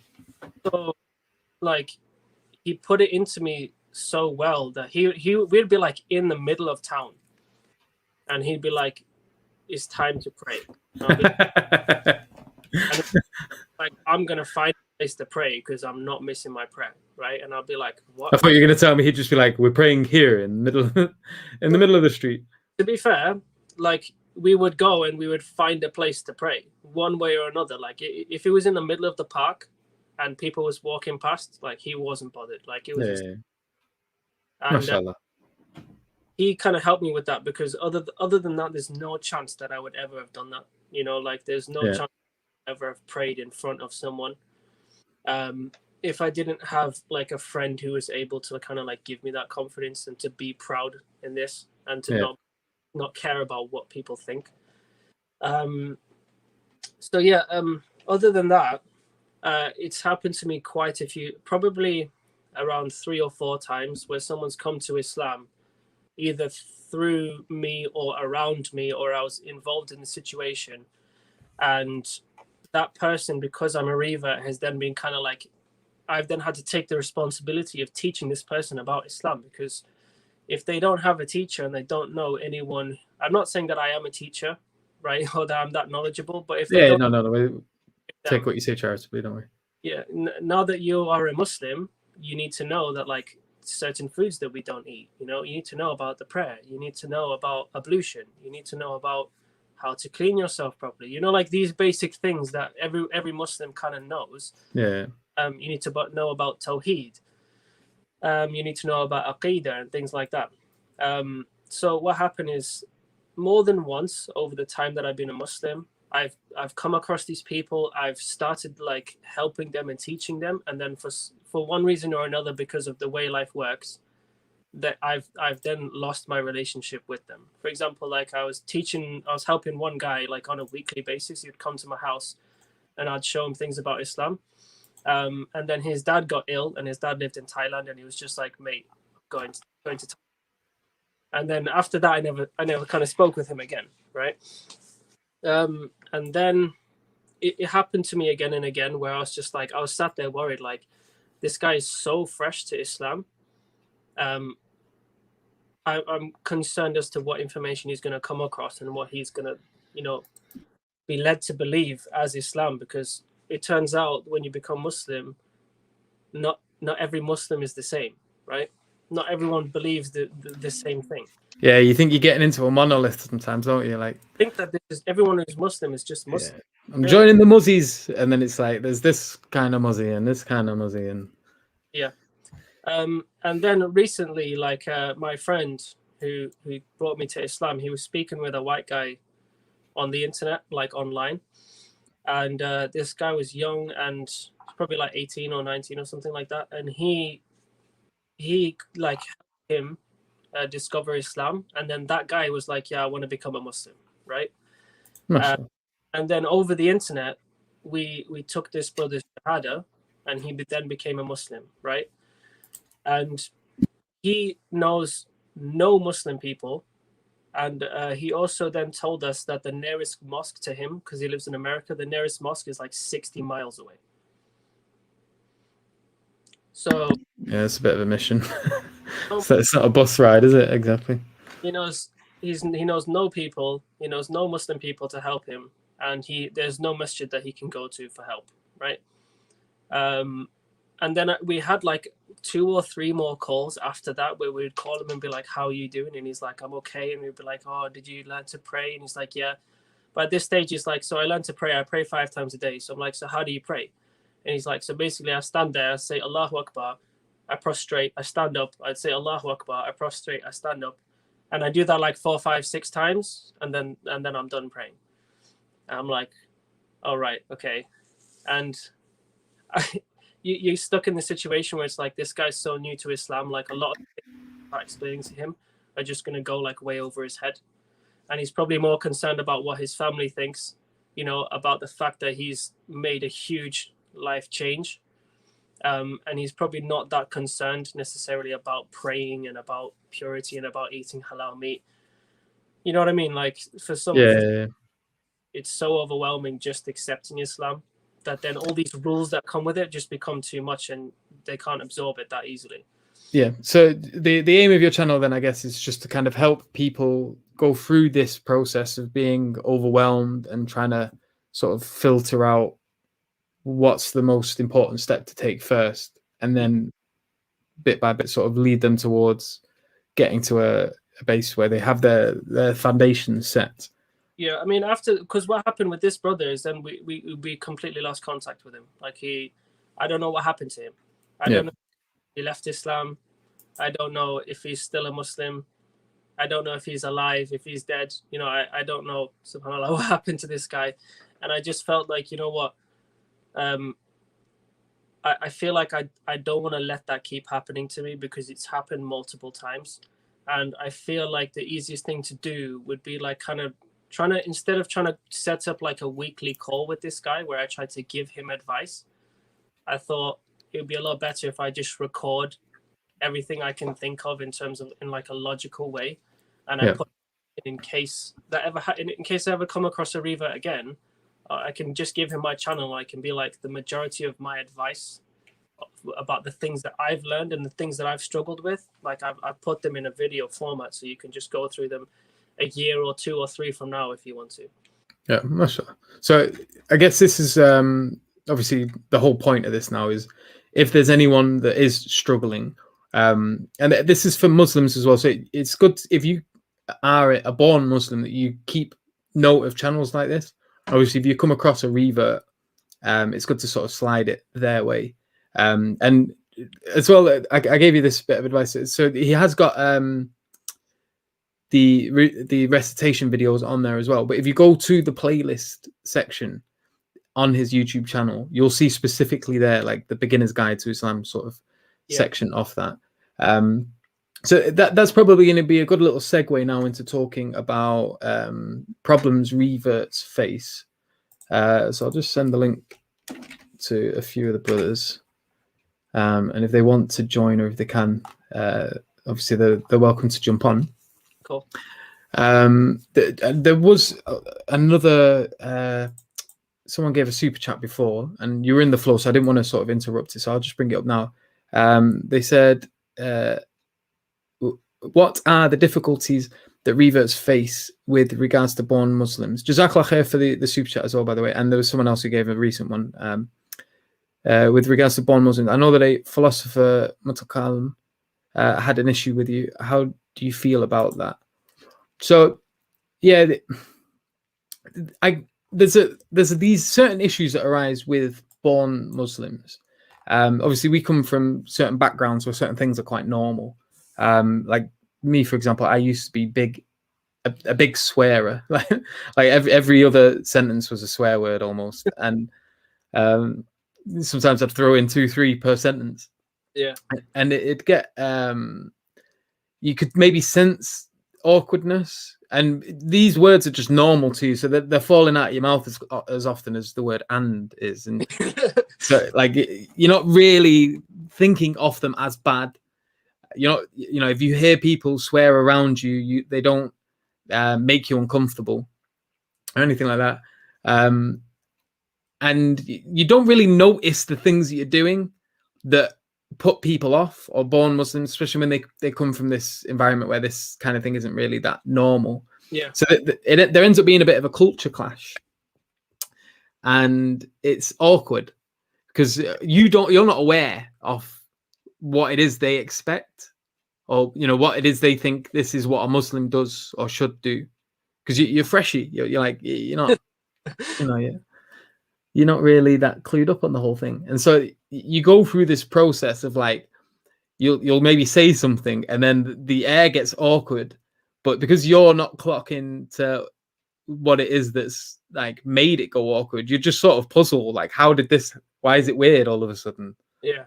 So there's these sort of barriers, and the biggest thing I think that Muslims can do is just be patient. So that's not to say don't try to guide them or give them advice. Like, for example, so when I'm with my brother and his mates, they just like I used to be, like everything is a swear word.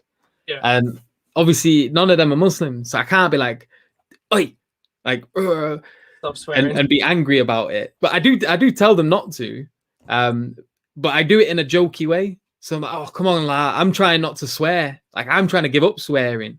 And when I'm with you, you're swearing that much that like it ends up becoming like I hear it, and then swear words will fall out of my mouth because I'm getting used to it being around you that often. I don't want to swear. Don't be a douche. Please try not swear around me. And I'll just ask them and like kind of plead with them. Yeah.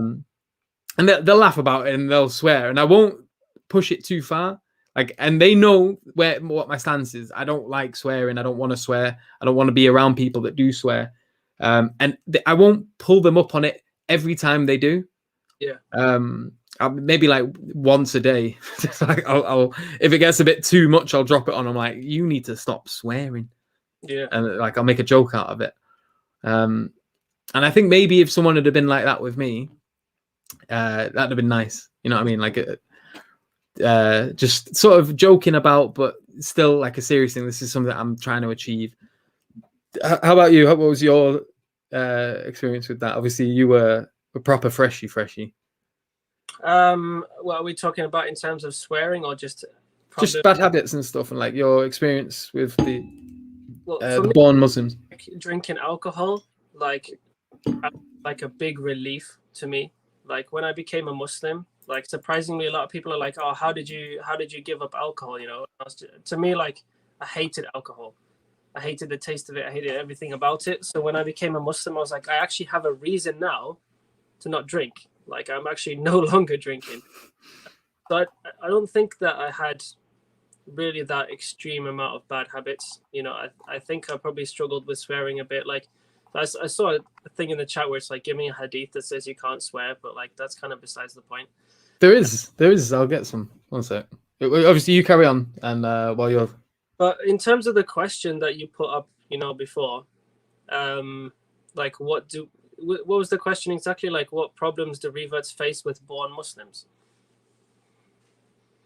What are the difficulties that reverts face with regards to born Muslims? And then it specifically mentioned about me being a philosopher. I can talk about that in a moment, but you answered the first part, inshallah. So yeah, I wanted to also mention that we want to talk about the issues that revert people face, but we don't want to be complaining. Like, we want to be trying to do this in a constructive way so that anyone who comes to Islam freshly and they want to start practicing Islam, they can maybe learn from some of the struggles that we've had and some of the things that we've learned, and just we're able to give them, more advice. So bringing issues, I don't want to be just complaining about all the issues that I've had since I became a Muslim, and especially with Muslim people, right? Personally, I think the main thing, I think Muslim people have always been really welcoming for me. No matter what like mosque I went into, I was never told like you need to leave because you're not part of us. You know what I mean? Although I have been referred to as like not a proper Muslim before. I don't know. Yeah, so I only started getting this kind of thing when I came onto social media. Right. And there's this sort of weird lefty click. Oh, look who we've got here, mashallah. Assalamu alaikum. Wa alaikum salam, brother. How's it going, my beautiful brothers? Alhamdulillah, good, you? Look at you, your marvelous camera setup. I know. It all set up for me. You know me and my techie stuff. I can't, if one thing goes out of place, I'm screwed. Well, mashallah. Yeah, so brother Jordan, he works with EF Dawah quite a lot, so you'll probably see him on their streams. How long ago did you revert now, Jordan? I can't remember. It's 3 or 4 years. I reckon other people might know more than me. I think it's 4 years. 4 years. I lost a year somewhere. But yeah, it does. I'm trying to count. Normally you do it on how many Ramadans you've done, isn't it? And I'm pretty sure this is my 4th Ramadan. So I just do it by remembering the year that I became a Muslim. And then I work backwards from there. So like 2014. So however many. Yeah, that's a maths equation. You don't even have to do it, do you? Just tell them the year. I say that's how long. You work out the math. Yeah. Do that. But what were you saying then? Sorry, bro. I met you before, obviously. Yeah. So think Revert. I can never get the angle right. So he's only recently, I think, end of last year, started a YouTube channel. What time did you jump in on the stream? I've been in and out, so yeah, I saw bits where you're describing, your motivation, what your channel's about, which I think is great, because I think the more information out there for people, you can kind of get lost in bad advice, good advice, and not knowing. So going straight from the horse's mouth of a revert's experience is very important, I think. Yeah. And there's also so EF Dawah, obviously they big on Dawah, hence the name, and they have support groups as well. So maybe we can, inshallah, I'll have a chat with who is it I'd speak to about that? Would you be able to? Yeah, speak to Hamza, and yeah, I'm pretty sure if think Revert, if it wanted to pop in there, definitely. Because they've got basically like group chats and that for reverts. Yeah, I think it's also a good place, because I'm pretty sure, I don't think Revert, if you get people messaging you saying I need support. It's quite good. We've got like Facebook groups of reverts together, so it's how I started. Actually, we got put together and we sort of shared experiences and grew together. It's quite a nice way. Yeah. So yeah. My name is Mark, by the way, or you can call me Mark. All right, Mark. Cool. I recognize you. I don't know if maybe from TikTok or one of the other platforms, but I have got a TikTok channel. But yeah, my name is like Muhammad as well, like my Muslim name. Which one do you prefer? Because I just want to call you what you want to be called. I don't want to pick. It really doesn't matter to me. You can call me Muhammad if you want to. Okay. I'll call you Muhammad. Yeah. Revert, because I feel like that's a bit awkward, right? Don't worry. So just answering the question before, when someone said, show me where swear words are haram. So this is from Bukhari. The Prophet Muhammad sallallahu alaihi wasallam was not one who would abuse others or say obscene words or curse others. There's another one from Bukhari. The Prophet Muhammad sallallahu alaihi wasallam never used bad language. He used to say, "The best amongst you are those who have best manners and character." Yeah. There's another one. There's a few here. Isn't there another one where you say your shahada, where you declare your shahada with your mouth, so you shouldn't be, you know, there was another one I remember specifically about bad language. Yeah, I thought it was someone saying that bad language is part of our deen. Not part of it, but he's saying, "Where's the evidence? We want the dalil." Tell us, how is it? So here's another. The believer is not a slanderer, one who curses a great deal, one who indulges in obscenity or engages in foul talk. Tirmidhi Sahih by Albani. Nor defame one another, nor insult one another with nicknames. How bad is it to insult one's brother after having faith? And whoever does not repent, then blah, blah, blah. That's more to do with insulting than swearing. The inmates of hellfire are 5 types. And among them, he mentioned the miser, the liar, and those who are in the habit of abusing people and using obscene and foul language. That's from Muslim. And then there's loads more. But if you search it, like all you have to do is just search foul language hadith, and you'll get all the evidence that you would need. Oh, mashallah, we've got brother Asadullah Ali joining us as well. So this brother, he's got a channel called Project Andalusi. He's working on, mashallah, nice to see you, bro. Assalamu alaikum wa rahmatullah. Wa alaikum salam. And he's got a great channel. I don't know if you've seen it before. Think Revert. How familiar are you with these brothers? Have you seen? I've seen Jordan's stuff before. Like I've seen some of his TikToks. Like you know, you do like one where you're like playing 2 characters. Yeah, Dave and Jeff. Yeah. In like stuff where you're like, you know, with some other brothers online as well. But Asadullah Ali, I don't think I've come across it. I'm just searching your channel now. It's okay. Yeah, it's a great channel. He's so he's doing a few projects now where he's trying to get people more engaged with academia as well. So do you want to just plug in what you're doing with that at the moment, Asadullah? Your plans with that? Well, assalamu alaikum to everyone. Hope you're all doing well. Thank you for inviting me to the stream. Currently I'm doing courses on information literacy.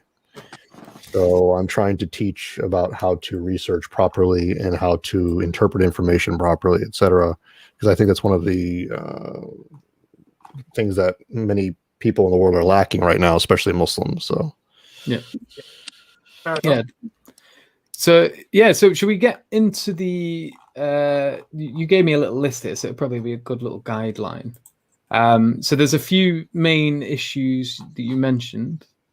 With regards to problems that reverts face. So you mentioned family, social life, diet, appearance, and marriage. We can really start with any of them. Should we start with the first one, family? So, like, how were you all when you told your family? We can go in any direction. Should we go? We'll start with think revert. So how was it that your family reacted when you told them, and so what challenges did you face there? So I only told my mom, and when I told my mom, she was really upset because she had raised me as a Christian, and as well as being upset, like she to be fair, like she's a really nice, really kind woman, and she accepted it. You know, she didn't cause me any problems. Alhamdulillah, but she was upset that I had left her religion. You know what I mean? Yeah. And I think the next thing then came was they started worrying that I was going to become an extremist. Yeah, it's the same thing. My mum, first thing I told, second I told her, I'm a Muslim now, mum. She's like, "Oh, you're not going to go join ISIS, are you?" So, no. My family, well, whoever she told, especially her, she was genuinely concerned because of how, like, I was not in a good place in life before that, and then really quickly after leaving and coming to Manchester, after a few months, I was just like, "Oh, I'm a Muslim now. I've got Muslim friends, and like we're Muslim." So I felt like they thought that I was very open to being, radicalized, basically. Yeah. What happened with my dad is because he didn't live in the UK, like I didn't actually want to tell him until like I met him in person.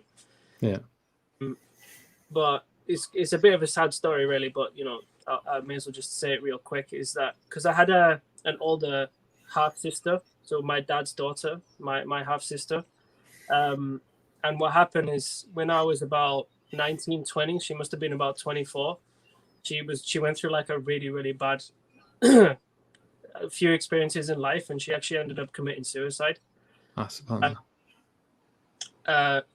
What happened then is like not only was I really upset by that, but my dad then calls me and he's just like, by the way, I'm going to be cremating your sister, because he believes in Buddhism, right? And at that point I'd been Muslim for about 1.5 years or so, and I was just like, I was stuck, because I was like, so do I just not tell my dad that I'm a Muslim now and just let him cremate my sister? Or now that I know what we believe in Islam about treating dead bodies, like, can I just live with the fact that I just didn't say anything?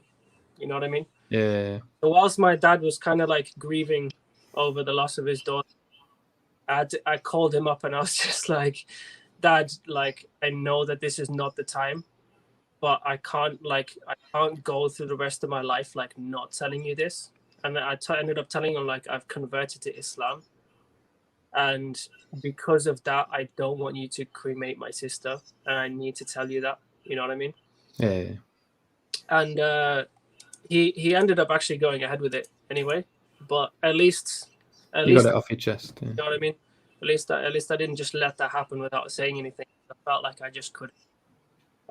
So yeah, like after that, again, he I don't think he wanted to deal with it then, because he had actually more important things to deal with at the time. But yeah, he was then again very concerned that I was just going to become like some radical person and just go and start hurting innocent people, basically. How about you two guys there? Did you have a similar experience with your families as well? Or I don't know who wants to go first. I'll give up the floor if you want to go first. What's up, brother? You're on mute, bro. You're muted. I don't mind either way. Okay, go ahead. You go ahead. Well, me. Okay. It's like, you know, when you're at a restaurant, you pay. No, I'll pay. Yeah. First off, I just want to say it's really odd being here, because I've been a revert technically for 13 years, and I don't feel like one anymore. After time, you get integrated into society, right? Into the culture, into the Muslim culture and religion, and it's like you start to realize you're not a revert anymore when Muslims start hating you more. Yeah. So I know that's supposed to be a sort of a dark joke, but it's like I remember when I first reverted a couple of years ago, all Muslims like, "MashaAllah, brother, let me pay for your meal, let me do this." Now they just make takfir of me. So I know now I know I'm officially Muslim, right? So, anyways, yeah, the initial reaction by my parents had little to do with religion, had more to do with concerns like regarding extremism, things like this, and also being an outcast in society. So I think it was quite a struggle in the beginning to convince them, and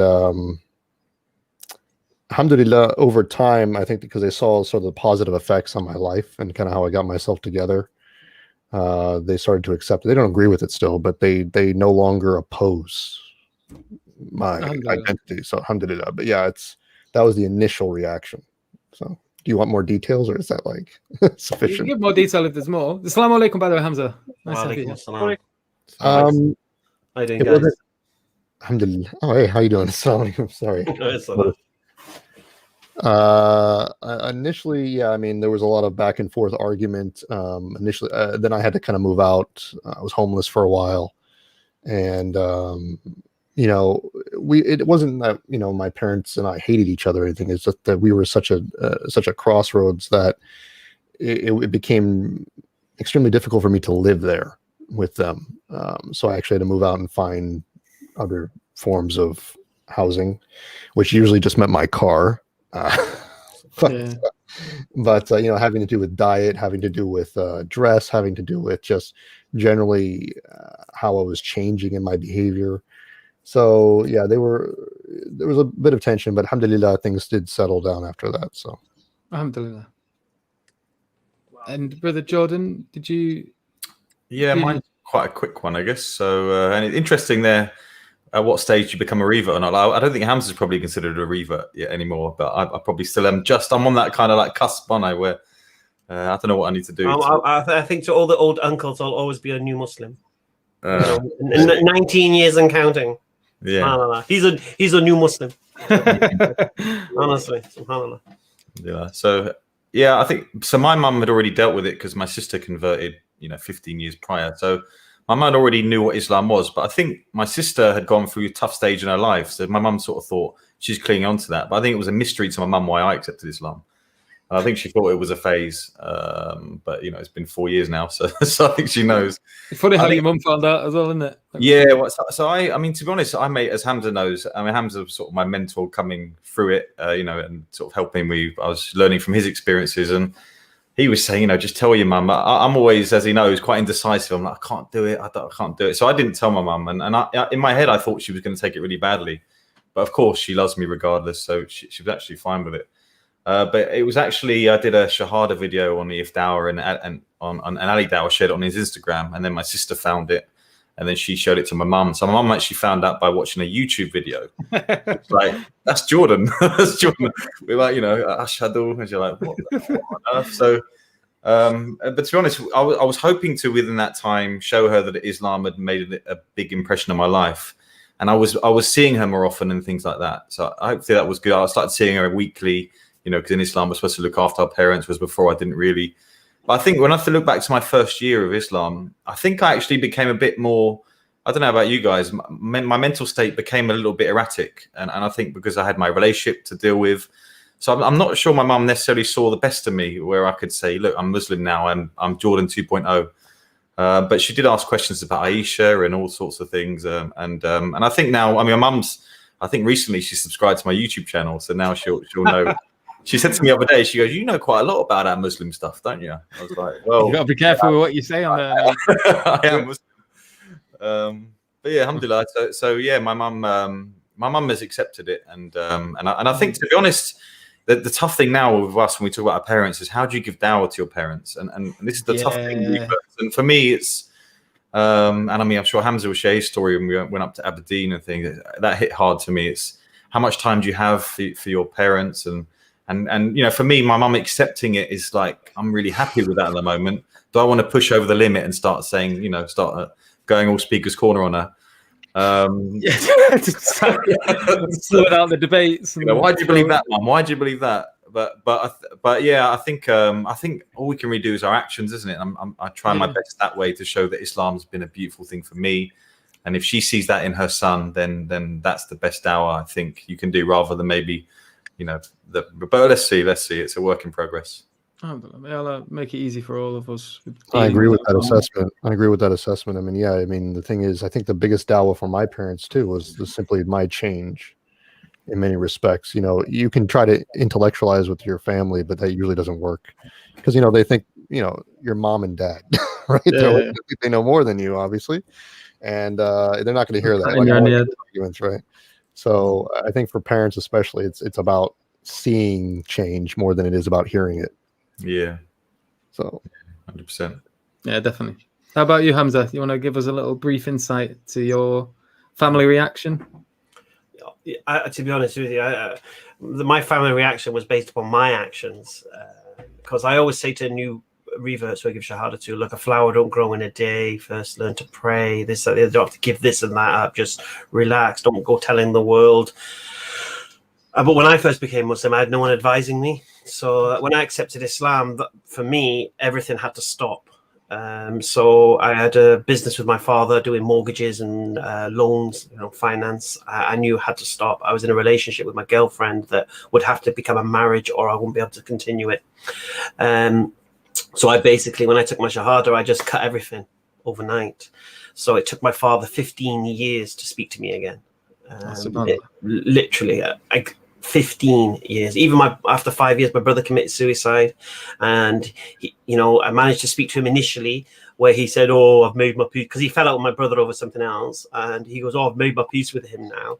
And I'm like, "Okay, yeah, let's make our peace." I thought this perfect opportunity, and he's like, "No, you made your bed, you lie in it." This, that, the other. And to be honest with you, throughout my whole life, I'm one of these people that will disappear, and I'll only appear again if I need help or I want something. And I think that's what my father thought I was doing. That I've become Muslim, and after 5 years now, I'm regretting it or whatever it may be. And now I'm trying to do that thing where I come and ask for help, and he's like treating me as if like, "No, you made your bed, you lie in it." And I think, well, yeah, I'm loving the bed, mate. That's not the issue. The issue is trying to speak to you. So it took 15 years for my father to finally, and I'm pretty sure, he won't admit it, but I'm pretty sure he saw my YouTube videos. Pretty sure. And it's quite funny, actually, because I thought I'd become a better person after becoming Muslim, but as far as he's concerned, I've become an arrogant big man. He goes, become so opinionated. Because before I was a Muslim, I was, a financial advisor. I wasn't a bad guy. Do you get me? So it's not like there was some massive dramatic character change as such. But obviously, when I become Muslim, I got a lot to say now. Alhamdulillah, we have the truth, and it's for free. And you got the best debates, and I used to always love debating. So I was shocked when he said that. But my father's a bit of an Islamophobe. So it's like he's always giving little snidey digs, and he's a Brexiteer and a Donald Trump supporter and all that, a Daily Mail reader. So I had to contend with that. But so I've not even been able to give him dawah. I'm just trying to not speak about Islam with him. It's so funny because I know we'll end up arguing about something or other. My mum was the other way around. She found out I'd become a Muslim, and I hadn't spoken to her for like 20 years. And she wanted to find out more about Islam. And the problem I had with that is she went to the Henry Jackson Society, which is like basically supposed to be an anti-extremist think tank, but it's basically anti-Islamic think tank. So the first thing my mum said to me, which she found when I finally spoke to her after 20 years, was, "Did your prophet marry a 6-year-old?" Yeah. So it's like I've got to contend with this. But she was so proud of me. She used to tell everyone about my videos and everything, mashallah. So yeah, I'm one of these people though. I just get on with things. So when I took my shahada, I moved to London, did a mini hijrah. It was like an adventure. It was like starting everything again. Do you get me? Making new friends, making new contacts, building a family. Within 3.5 months, I was in Morocco getting married, and it was like alhamdulillah. So. Getting straight into the what's it called, the meat and potatoes of it. A dive straight into the deep end. Mashallah. So I just thought if you're gonna do this thing and it's true, to do this thing. So and, and it cost me my daughters. My ex. I left my daughters with her, and to this day they don't want to speak to me. They're like 22 and 23 now. They were like 3 and 4 then. Do you get me? Yeah. So for me to accept Islam, I had to make sure this is true, man, because it's going to cost me everything. Yeah. And at that time, it did cost me everything. So it wasn't an overnight decision. I fought Islam for 2 years in my mind.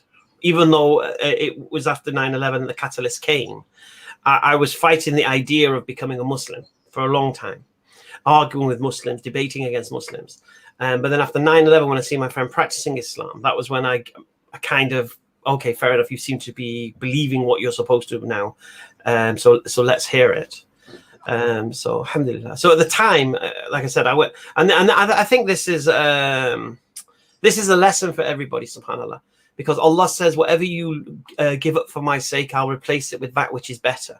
And those things you have to leave that concerns you, I'll take care of them. And there's a funny story with my ex, because obviously my name's Darren. And I became Muslim October the 7th, 2001. And she went back to Wigan. And she was in a nightclub on her birthday, which is in November. And she's seeing this geezer in the club. And she's like, "What's he doing here?" To her friends. She thought it was me. And I'm not joking. This geezer's spitting image of me. Ginger hair, big ears, big nose. Same name, Darren. Same name, Darren. Honestly, it's spitting image of me. Same name. She shouts your name and he turns around. Honestly, it's like, I know she's married to this geezer. Yeah, and she's had a kid with him and everything, and you know, and it's like Allah says, I'm taking him, but you can have him. And the amazing thing was, my ex-missus came from a family of very, very strong women who used to henpeck their husbands. And I always used to say to her, so don't try to do that to me. It just ain't gonna happen. You're not gonna control me in that way. It just ain't gonna happen. And amazingly, she got a guy who looks like me, same name as me, who allows her to henpeck him. It's subhanAllah, it's amazing. And I was always concerned about, you know, my ex, my daughters, who's she going to get with, how long is she going to be with him, how many boyfriends does she have to go with, and whatever it was. And this guy, I just come out of a relationship where he'd gained custody of his daughter, who was the same age as my daughter, 3 or 4, I think it was. And so that showed me that this guy must be a good guy. For a father to win custody of a daughter in court tells me this guy must have something good going for him. And it was amazing how Allah took care of that side for me, so I could just relax, because I knew she was back in the bosom of her family. I knew she's with a guy who must be a good guy to get custody of his daughter. So subhanAllah, I just got on with mine. Because there's 2 ways you can kind of get into this. So there's the very slow progress revert, who takes, like, for me, that it was many years, where like I just kind of didn't really know what to do, and I was struggling trying to learn about it. And then you've got the like diving in at the deep end kind of reaction to it as well. And obviously the family are going to react very differently as well, because these things are very complex, aren't they? It's like, it's not everyone's family is the same, and then not everyone who's taken the Shahada is the same. So how do you manage that? But has anyone got any kind of like practical advice here, to not just, I guess, the reverts, but to the Muslims, because like one of the biggest things obviously is you go and you're into this transformation now, you're becoming someone different, your habits are changing, like Astella mentioned, you know, the diet and the clothing and all of this, like what is it, because obviously at this point you're becoming a little bit more isolated, but then you've got these awkward culture clashes as well. What advice would you sort of give to, say, the Muslims that see reverts around them taking the Shahada, you know, with obviously these kind of problems with talking about with regards to the family? Has anyone got any practical advice for the Muslims, not just the revert families? I got 2 bits, I think. I guess first thing is be aware what everyone's culture seems to do something Islamically, and sometimes you often see them pushing their culture onto a revert, saying, you know, you must wear this, you must do this, you must call yourself this. Those are things that I don't think you should do. And the other thing is, like Hamza said, it's a really difficult one, because a revert may come into Islam and they may have haram job, haram relationship, haram this, haram that. If you've got a black and white, you know, and you know, these things are black and white. They're not halal. But a revert has to be given a certain amount of time, because you could push him out of the deen by saying, right, leave your girlfriend, leave your job, leave this, leave that, and then you could just completely. I think the main thing is to get them praying, get their connection with Allah. They'll work it out themselves eventually. And obviously, don't say it's allowable. Don't say. In Hamza was always clear with me. You know, we're talking about bedroom bans and all sorts, and it was always, I was always clear. I knew what was right and wrong, but I was never, you know, it wasn't like, if you don't do it, you know, this is, you know, Allah's this, and I think there's, and I understandably I see Muslims with good intentions giving that kind of advice, but I think the answer is on those sorts of issues. Like, for instance, Hamza passed me over to some sheikhs that gave me some advice about my relationship and things like that. So maybe going to people of knowledge over certain issues, rather than just using your own kind of black and white reasoning for it. Yeah. One thing I would say to born Muslims, if you see a revert Muslim with tattoos, don't start banging on about the tattoos. Oh, brother, this is haram and this, that, the other. Because I was chatting to brother Abdullah Al-Sraiti in Medina, sheikh there. And we were talking about the tattoo issue, because a lot of the brothers who came on Umrah with us, they have tattoos and they're wearing ihram and they're showing the tattoo. Oh, brother, you should cover the tattoo and this, that, the other nonsense. And the reality is this: it's not having the tattoo which is haram. It's getting a tattoo done and giving the tattoo. So that's where the sin is. And when a new Muslim accepts Islam, when somebody accepts Islam, Allah forgives them for all of their sin that they've committed prior to that Shahada, mashallah. And so the sin of having the tattoo is forgiven.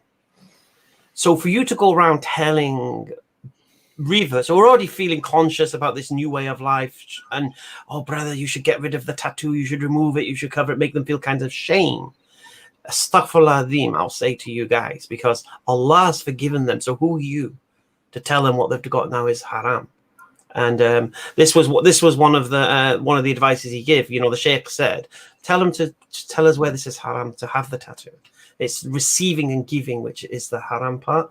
And it just annoys me when someone's watching an Umrah video, such a beautiful thing, and then you say, "Oh, brother, you've got a tattoo." Shut up. You know what I mean? I just want to tell them to shut up. And there's not really much that can be done after that point as well. It's there. Like the only other thing you can do is get it. There are tattoo removal things, but what I'm saying is it's not necessitated. And you're forgetting about everything, all the troubles, all the trials. You don't know what their situation family-wise is, and this new way of life they're adopting. Is it affecting their job and this, that, the other? And you're banging on about tattoos. Yeah. Which is completely wrong anyway. That's the whole point. It's not like put it on a list of concern as if like this is something they need to get to. They don't have to worry about it. And so that's one annoying thing I have about Muslims when they see a revert is that. And also, when I first accepted Islam, I was walking around in Shawal Kameez. I was getting married in Morocco, walking around in Shawal Kameez. Yeah. And after that, I was wearing Kameez and the topi and the miswa. And it was like as if it was, if when you accept Islam, you do not have to become an Arab. Yeah, you can still dress how you dress. You don't have to wear a thobe. It's nice to wear a thobe. I remember Jordan M saying he never wear a dress, and we mashallah, we went to Saudi. He's wearing a dress, but he realized there are times to wear a dress. But the idea that that's your identity, it doesn't need to be that way. So this now is to the English Muslim or to the revert Muslim. Don't feel you need to change your culture. Yeah, because there can be a huge negative effect on the family as well, because it is important. Like, we want the family to feel comfortable. We don't want them to feel like they've lost their something. Like someone mentioned it again. So the beard. I did have a beard, and then I was trying to neaten it up, and I made mistakes. Oh, we've heard this all before. Go on, yeah, I know, but the amount of times people keep asking, bro, it's mad. You just like my beard. That's okay. but I chopped it off. I didn't really want to. It was a mistake. And my mum came to visit me, and she couldn't tell. She was like, "Something's different. Have you shaved your head? What's different? What's different?" I was like, "No, yeah, the beard's gone." And apparently, she got all emotional. She left. She only came to drop some off. She left, and then she cried all the way to her in-laws, and she was like, "Oh, I've got my Shawnee back. I've got my son back." And like for her, it was like this, like growing the beard, like she sort of misses certain things about me. She misses the old me in certain ways, and it's sad, but like these are things we've got to constantly manage. And so like when you've got people who have been sort of born and raised in a Muslim family and in the Muslim culture, they don't. These are very, very subtle things. Like I like my beard. I'm going to grow it back, but it's sort of heartbreaking to hear that just something as slight as that could sort of put my mum into tears. Like all the way home. Tears of joy. Yeah. But it's not just tears of joy. There's a melancholy in there as well, because there was something she missed, and there was the only reason she cried was there was something making her sad about me looking a bit weird with my big beard. I'm one of them weirdy beardies. Yeah. And I think obviously people are ignorant of these little subtleties, these sort of, because alhamdulillah, I've got a good relationship with my mother. So like if I break her heart, it breaks my heart. Oh, and I think people forget this, or they don't realize that. And like at the same time, like I want to call my family to Islam. I believe it's true, and I want them to come into the folds. And so it's trying to manage that. And there's certain things they don't find attractive or that they don't like. Like another thing that really annoys me, Mum. She's got to make 50 different dinners. Because there was one point my sister was like a vegan. I'm like halal. my brother loves his bacon. And like, so like whenever there was a family meal, she had to make 50 different meals, and that used to upset her a lot. And so it's just like managing these things, and it's very difficult. I don't know. Yeah. Someone did say to me that, you know, they see my videos in Speaker's Corner, and if I was there in a Thorb and a Thorpy and that, they wouldn't have really paid much attention, because it looked like I just like wanted to become an Arab or something. But it was the fact they saw me dressed as an Englishman, but talking religion. It kind of popped their mind, kind of made them pay attention. Wait a minute, this guy looks like us, yet he's talking religion. And I found that amazing, and that was amazing dawah in itself. You know, walking around in Fed Perry's and that, and, you know, nightgown Lacoste hats and stuff. And so you look like a football casual, and yet you're talking about God and religion. And so this is now as advice for reverts. That's why I say, don't, if you become a Muslim, alhamdulillah, you don't need to dramatically change the way you dress and things like that, because your friends will see that. And they think, oh yeah, you want to become a Paki mate, or something along with it. You know what I mean?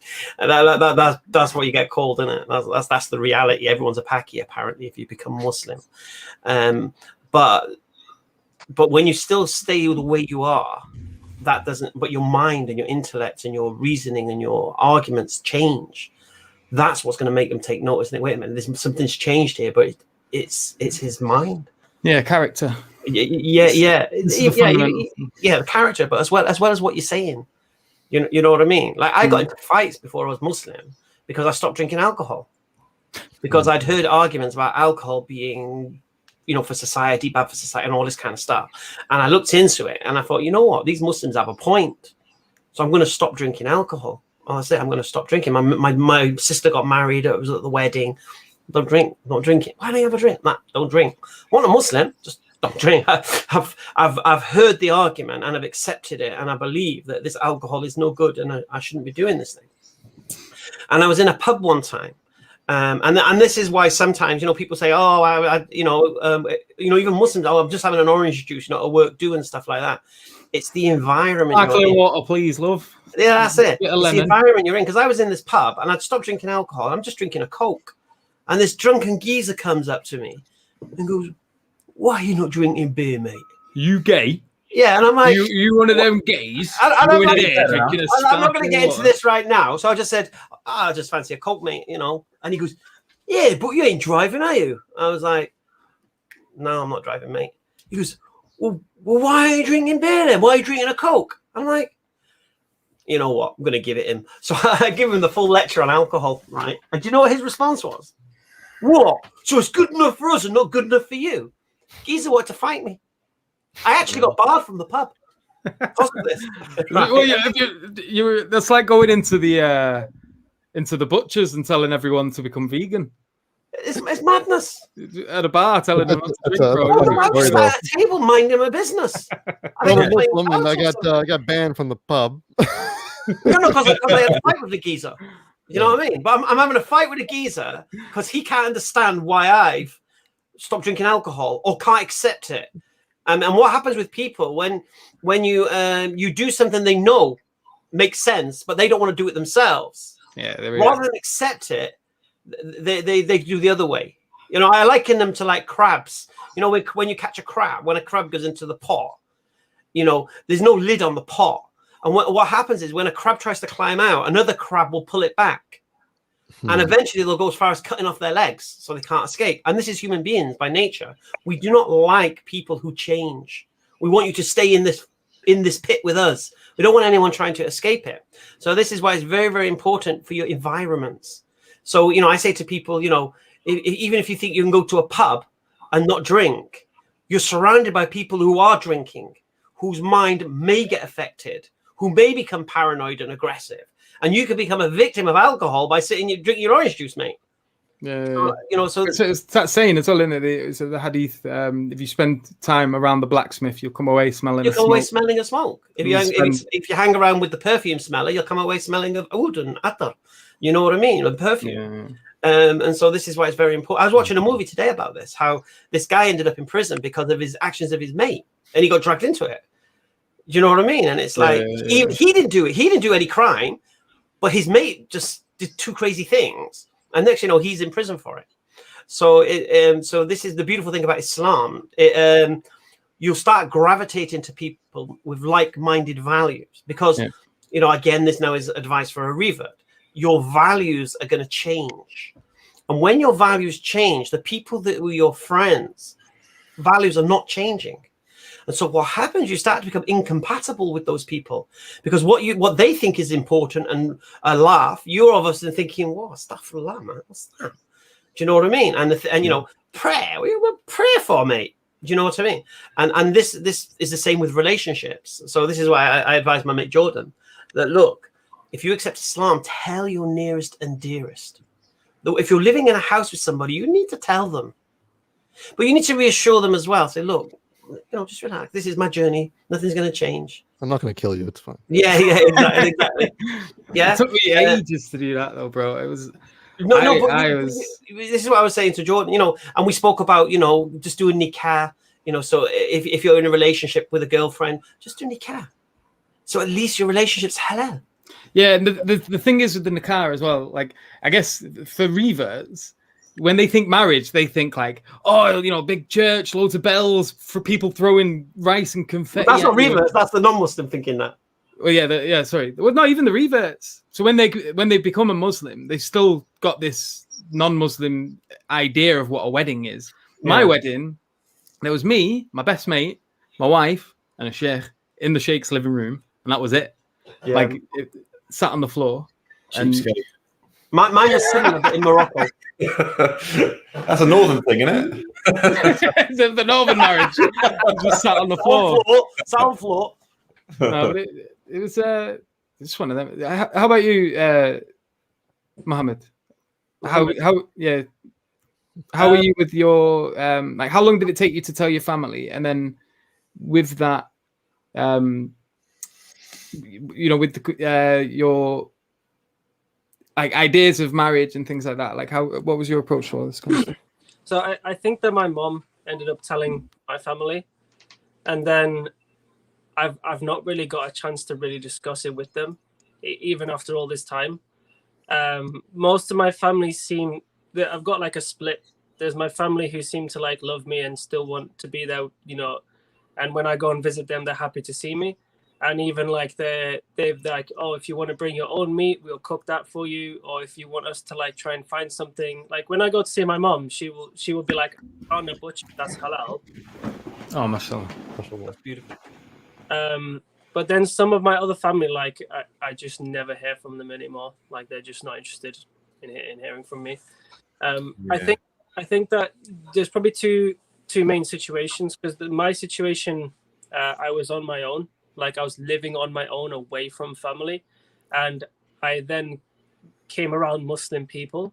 So for me to start practicing Islam, it wasn't necessarily so hard. I just had to be taught.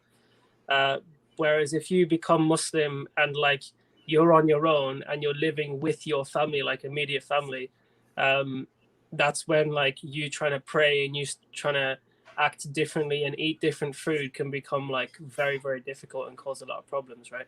Yeah. But I would definitely say that it needs to be more discussed to help revert people. I don't know what your guys' experiences are with marriage apart from Yusuf, but I do find that from my experience, when people come to Islam, they're told about like Allah, they're told about the Prophet, they're told about the Quran, all these different things, but they're not necessarily told that how much of an impact it could be on your life, you know, if you're gonna go and now marry a Muslim person. And if you becoming Muslim gave you problems with your family, I can almost guarantee that when you go and tell your family, like, I'm gonna go and marry someone from another race and another culture who's also a Muslim, we may have children and raise them as Muslims, like that could, sometimes they'll accept you because they're like, you're just crazy and you're just on your thing now, you know, and we just kind of accept you as the way you are. But if you then go and marry someone and start raising children as Muslims, they can even have a worse reaction about that, because now their grandchildren and their lineage is going to be Muslim. Yeah. there's like for me, there's always this fear when it comes to like worrying about sort of certain. And I know they don't mean it in a bad way.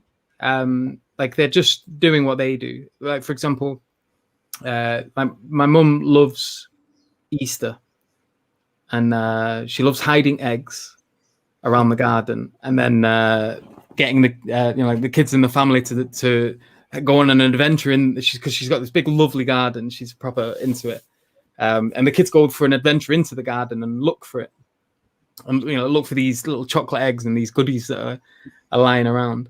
And like I always get anxious that they're gonna make like a religious thing out of it, or that they're gonna start mentioning the Easter bunny. Mm-hmm. And so I'm always telling them, like, listen, my daughter's a Muslim. I don't really want her doing things like involved with religion. And then they'll do things like they go, oh, it's fine. We'll just we won't say anything about Easter, and it's not on Easter. We'll do it 2 weeks, 3 weeks before. And it's like, well, if she's just looking for chocolate in the garden, that's fine. And then someone sent me a video. And you can hear people going on about the bloody Easter bunny in the background. It's like, oh, come on. And it, like those awkward conversations with them where you're like, yeah, and you're worried about them having certain influences that you don't really want them to have and things like that. And this is like a huge source of anxiety for me personally. Yeah. That was a blessing for me, because even though my father didn't speak for him 15 years, no one had an influence over my kids. In the sense of, oh, grandpa who's not a Muslim is gonna, speak about stuff that we don't teach them, or something like that, like Christmas and all this birthdays, and we don't celebrate none of that. And my kids, mashallah, they're immune to the seduction that happens at school and on TV at Christmas time. Everything's Christmassy, bam bam bada bam bam, everything, yeah, sparkly lights and all this kind of stuff. Mashallah, my kids are completely immune to it. No, I truly believe if they'd had access to their grandparents during their growing up, this wouldn't be the case. Yeah. So I feel kind of blessed that, like you said, you're gonna have to keep having these conversations. My dad keeps dropping one-liners now, and I tell him straight. I said, Dad, these girls are not stupid. If you keep dropping one-liners that are kind of digs at Islam, they're gonna get sick of you. They're not gonna want to see you, because you're the guy who's always digging their religion. You're always the guy digging Islam. And I think he kind of got it in the end. But I'm happy, that influence hasn't. I haven't had that influence. That would be a headache. You're going to stay for the grandparents for the weekend. You're thinking, oh my God, they've got a different set of values, man. What are they going to be doing?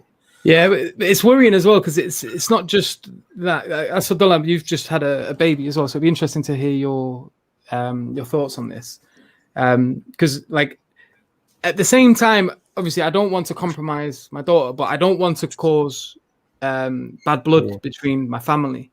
And I don't want to be that guy that's just constantly shouting at them and, and push and make them see Islam as this sort of thing that turns people into this nasty finger waving. Oh, you've done this and you've done that and you shouldn't do it. Like that's the thing I'm trying to balance. It's quite difficult. So Asadullah, your family are non-Muslim. I don't know the situation with your wife. Is she Muslim? Yes, my wife is Muslim. Born Muslim, I mean. Obviously, she's Muslim. She's a born Muslim, yeah. Born Muslim. So her family are all Muslim, and yeah.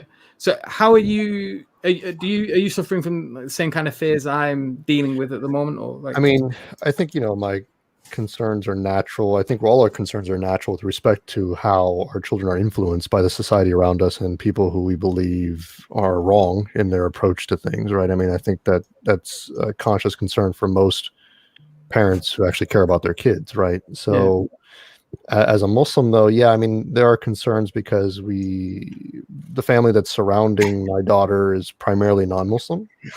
It's just me and my wife, and then my immediate family here is my father's an atheist, my mother's a Christian.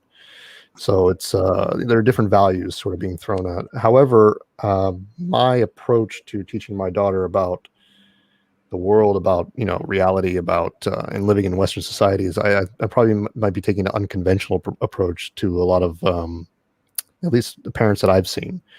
From what I've seen, just to give you sort of the contrast, what I've seen is that there are a lot of even reverts, and I don't think anybody on this panel, but who they want to kind of put their children in this bubble, like the madrasas in the home, and then they don't want to like expose them to anything. Like, oh, you can only read Islamic books, you can only watch Islamic programs, you can only we can only talk about Islamic stories.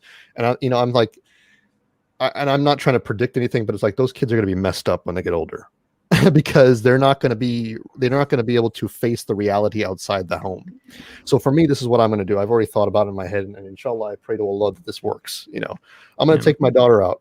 I'm going to take her to the museum. I'm going to take her to the aquariums. I'm going to take her everywhere. And if something comes up that's relevant to Islam, I'm just going to teach her like it's a natural thing. Yeah. And I want her to be like attracted to Islam, not because I tell her you have to be Islamic, but because like this is the way we live, and we're in the society. You see that over there? Yeah, that's zina. So let's talk about it. Let's go home. I want my daughter to be able to approach me when she's 16, 17 and tell me why she likes boys. I don't want her to be scared of me. I want her, Yeah, see, I'm not quite as brave as you, to be honest. I mean, mashallah, I've just got my eldest one. She's just gone through comprehensive school. She's doing her A levels now. The littlest one is about to start comprehensive school. I get your point. What's that? I just need to run the toilet. I'll be back in a sec. All right. Thank you for telling us. Shall I still talk? Yeah. All right. So I get your point about when they're young, because you get a lot of Islamic primary schools, and then you didn't really get Muslim secondary schools. And I was looking for a Muslim primary school for my daughter. And my mentor, brother called Ibrahim, really wise guy, he said to me, bro, those Muslim primary schools do not work. He goes, because what happens is they go to a Muslim primary school. Everything's Islam, Islam, Islam. They're like in this cotton, like you say, in this bubble, in this cotton wool thing. And then all of a sudden they get thrust into comprehensive school, into secondary school. And it's a jungle. And because they've not learned any street smarts or streetwise in the Muslim primary school, they're not ready for it, and they get mashed up in all of those things that are happening. Now, what I did, I said, you know what, that makes sense. So I let my daughter go to a standard primary school, and the beautiful thing was it was a mixed school, and my daughter's identity stood out. She knew she was a Muslim. She knew they do this and we do that. And, even in religious education and such, they believe this. For example, she would learn about Christianity the way that they would learn about Hinduism. This is what Hindus believe. This is what Christians believe. Do you get me? And I think that really grounded her in her identity. But then, I'll say this is why I wasn't as brave as you. I put her into a Catholic girls' school. Yeah. And it was a Catholic girls' school where she wasn't allowed to wear hijab. Really? There was no halal food.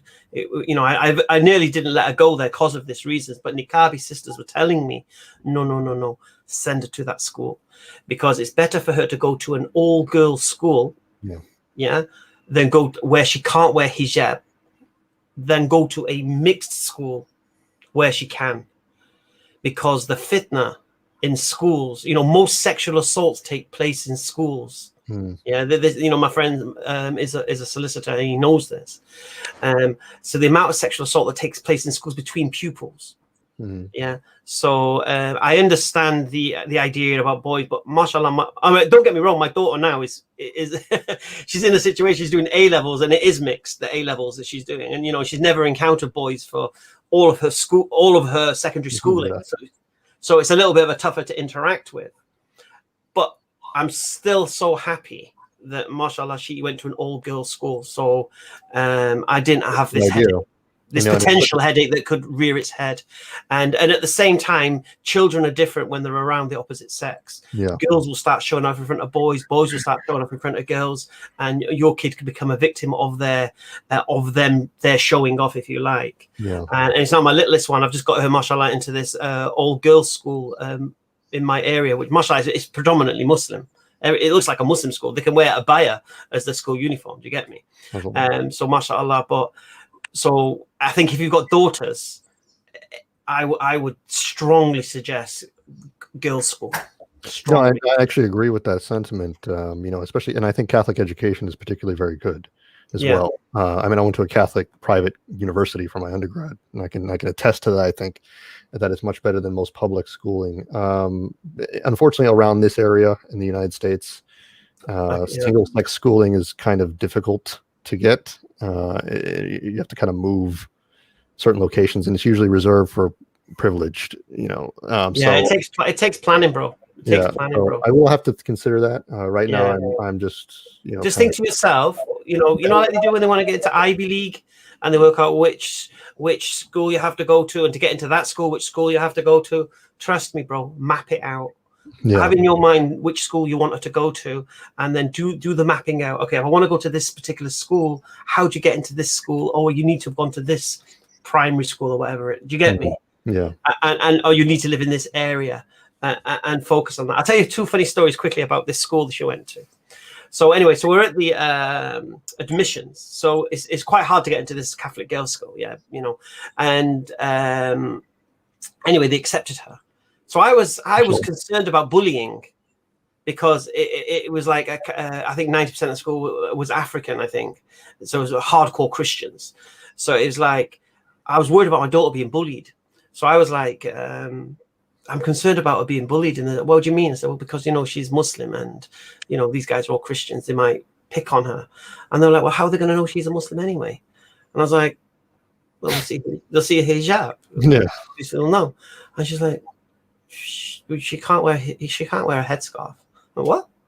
She can't wear a headscarf. I said, what are you talking about? Why can't you wear a headscarf? He said, no. You do know this is a Catholic school, don't you? You do know Mary wore a headscarf. Yeah, I'm like, well, did Mary, Mother of Jesus wear a headscarf? Wait, isn't the nun? Well, yeah, but we don't allow it here. I was like, all right, fair enough. And it was like, I know why, because those girls would come with all sorts in their hair if they were allowed to wear stuff in their hair, so they couldn't allow one for the other. Another funny moment was, parents' evening. That's when I get to meet the RE teacher. And the next few days, I got a letter home from the school telling me, can you please leave our RE teacher alone? What did you do to the RE teacher? Oh, no. Oh, parents' evening. Oh, rinsed her. I completely rinsed her. Was she Christian? It was so funny because you're saying, well, Iman doesn't seem to be understanding, when we're teaching her about Christianity and such. And I'm like, you can't blame her, can you? Like, what do you mean? It don't make any sense, does it? And she's like, well, why? And then I give her like a 10-minute smashing.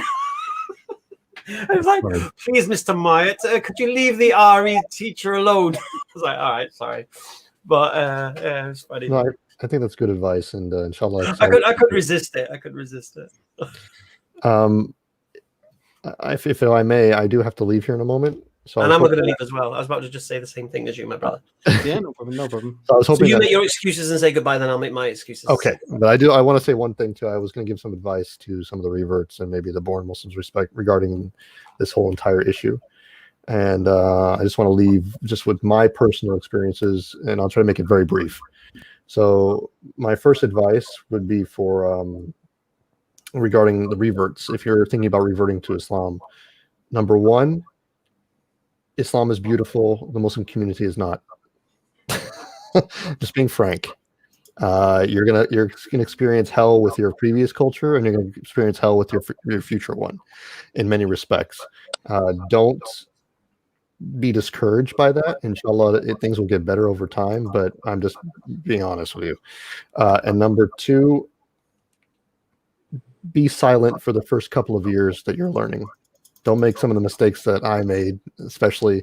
I know you're very zealous for your faith. You want to do dawah immediately, but quite frankly, you're not prepared. Our early scholars wanted us to focus on adab before focusing on the technical and the abstract information. And if I were to go back in time to tell my younger self when I reverted something, I would say, just shut up. Learn how to be a good Muslim, and then start talking about aqidah, start talking about fiqh after that. And so because now it's like I've been Muslim for 13 years, and only now I feel like that I'm even have a modicum of knowledge enough to even speak about it properly. And I'm and I'm being frank. And so that's to reverts. To born Muslims, stop treating reverts like we're perfect because we reverted. Understand that it's a gradual thing we have to get used to. We're not born in your culture. Please do not force your cultures onto us as though it is Islam. Let us be Western. We were born in the West. That's how we are. You know, I've had Turkish brothers actually message me. You know, I wear my fedora sometimes for my tribli, and they're like, "Why do you dress like a kafir?" Because in their context, that represents secular, you know, values and stuff like this. And I'm just like, bro, different culture, different thing. You know, stop imposing that onto the rest of us. And number three, last thing I would say is, please treat your darker brothers and sisters, reverts, the same way as you treat the lighter skinned ones, because they have the same value. I'm being frank. So yeah, that's what I would say.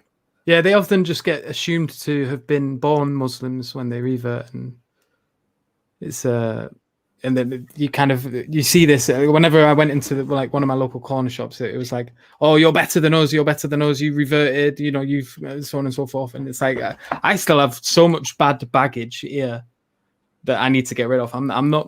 I may have been forgiven when I took my shahada, but there's still a lot I need to sort out.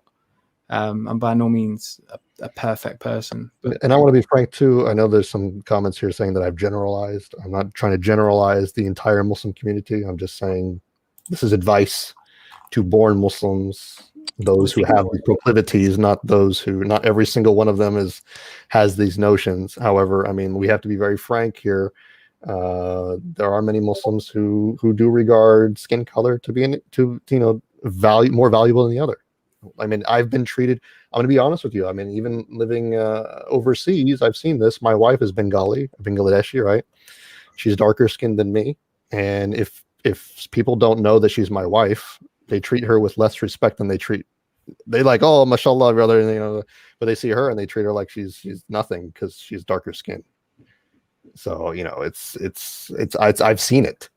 I've been treated with reverse racism, and I've seen my own wife be treated with the incomplete opposite right in front of my eyes. So, you know, I don't, it is a thing in certain areas, in certain cultures. So I just want to be frank in that respect. Yeah, it's very good advice. Before you go as well, so someone did give a super chat here. So Jazakallah khair to the person who did it. But I think there's a question for you specifically here. Okay.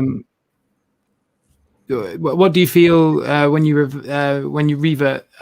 reverts are attacked by born Muslims? What do you feel when reverts are attacked? Well, you know, you have to understand, and I think that many born Muslims who don't understand this as well, but personally, I feel betrayed. I mean, even like seeing when Muslims like even make takfir of me or attack me for little things, you know, you feel betrayed because you have to understand something. We left everything behind. We left everything that we were born into behind. Not everything per se, but I mean, to a large extent we have, and we have to adopt a new identity in many respects. We have to find ourselves again. And you're supposed to be our family. And when you're saying, you know, come to us, you know, we're going to accept you with open arms. Alhamdulillah, mashallah, you've reverted. And suddenly we're being treated like garbage by our new family members. How do you think now we're stuck in a limbo?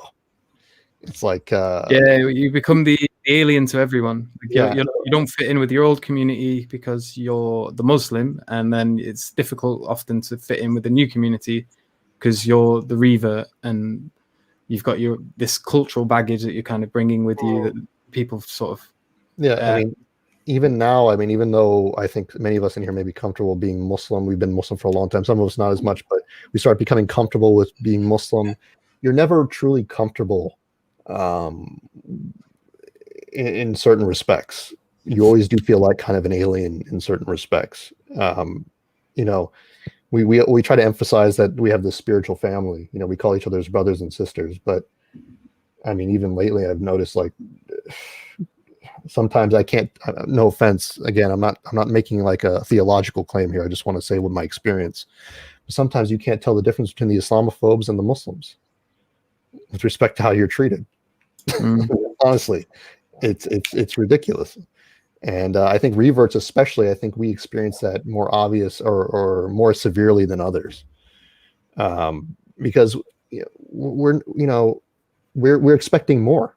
I think we do expect more. Yeah. We're coming into Islam purely from an ideological standpoint. We're not coming into Islam because we were born into a culture that adopted Islam. We're coming into Islam because this is what we followed the truth. This is what we want, right? And so we have higher expectations, I think, in many respects.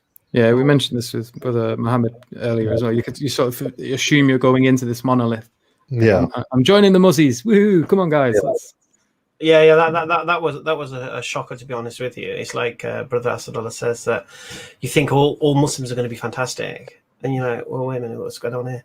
Do you know what I mean? And you soon, I love the Yusuf Islam's quote where he said he's so happy he became Muslim before he met Muslims, because Muslims would have put him off Islam. And to be honest with you, though, I know Asadullah said he experienced this kind of, I don't know, feeling like an alien. Alhamdulillah, I have never felt that. I beat Muslims over the head with Islam who tried to treat me any different. Wherever country I'm in, whichever mosque I'm in, whichever, honestly, nobody will treat me any differently in a derogatory way because I'm a new Muslim. You got a little army behind you as well, though, bro. From day one. I was so zealous. I was going to kebab shops, telling them to take these pictures down, close for Jummah. I was terrorizing Muslims when I first became Muslim. Subhanallah. And and anyone tried to say anything to me, wait a minute, is that what the Prophet ﷺ said? What are you talking about? You get me? So you have a baseball bat you could smack them with, wake them up. One advice I would say, if you're going to frequent a masjid as well, I know this is a cultural thing. Learn people's greeting in their mother tongue. So I had this Bengali guy, right? And he used to walk down my street. I've told this story so many times. He used to walk down my street. And I used to say, I'm going to say salam to him. I'm going to say salam to him. Assalamu alaikum, uncle. Completely blanked me. I'm like, what's going on there? So every time, and even one time I stood in front of him when like that, salam alaikum, uncle. And he would go around me. You know what? I need to solve this problem. So I learned 2 words or 3 words. Come in again, yeah. Bala soni sasa. Salam alaikum. Big smile. Walaikum assalam. Because I greeted him in Bengali. So now I've upped my Bengali. So now I don't say Bala soni anymore. I say Apani Kamanisen. And then the big smile come, you know Bengali? And you get me? And then if they're Gujarati, I give them a kemcho. And if they're Urdu speaker, I get kesaho. And if they're Afghani, I'll give them a sangaya or a chutur asti. If they're a Turk, I'll say nasulsin. And subhanallah. You're a cultured man, Hamza. No, just the greeting, just the mother tongue, just the initial greeting. And the treatment you will receive of that Muslim will change. Especially the older generation. And I found this helped a lot at the masjid, because that Bengali uncle who I said, Apani Kamonison, was like my long lost father-in-law every time he saw me at the mosque after that. MashaAllah. You know what I mean? Alhamdulillah. Yeah. I noticed that while traveling as well, that people would, if you make the effort to learn a little bit of their language, even just saying thank you. Another tongue to greet them, just greet them. Best thing is that was delicious. And when they give you food, you could say that was delicious in their language. Alhamdulillah. Over the moon, man. Over the moon. And it goes a long way. So, because don't forget as well, we are kind of alien to them. This is weird. Why is he a Muslim? Maybe he's marrying a Muslim girl, or something. They don't know. They don't know why. Why have we chosen Islam? And I say something that sounds really derogatory, but I do say it. I believe reverts are deliberate Muslims, where most Muslims, born Muslims, are accidental. So it's not something that they chose. It's something that they've adopted, if that's what they came with. Whereas we have deliberately directed ourselves towards this way of life. So, and I think that's sometimes why, some people reverts do get a lot more respect in that sense. But you did say something very true. Our African brothers who revert, who are no different to us, don't get the same respect. Now, whether that's to do with the Raj or Lawrence of Arabia, I don't know, but they don't get that same respect, and that's something born Muslims should. Just because somebody's not white, because they may be African or Jamaican, you should treat them the same. MashaAllah, they themselves are going through all the trials we've spoken about today. You don't know what they're facing. So don't make their life any harder. For them coming to the masjid is probably a chore. something weird. You know, have any of their friends seen them come in there? You know, my poor mate Jordan, you know, some people kicking his feet and stuff on it. Jordan, that put you off the mind. You know, these kind of things.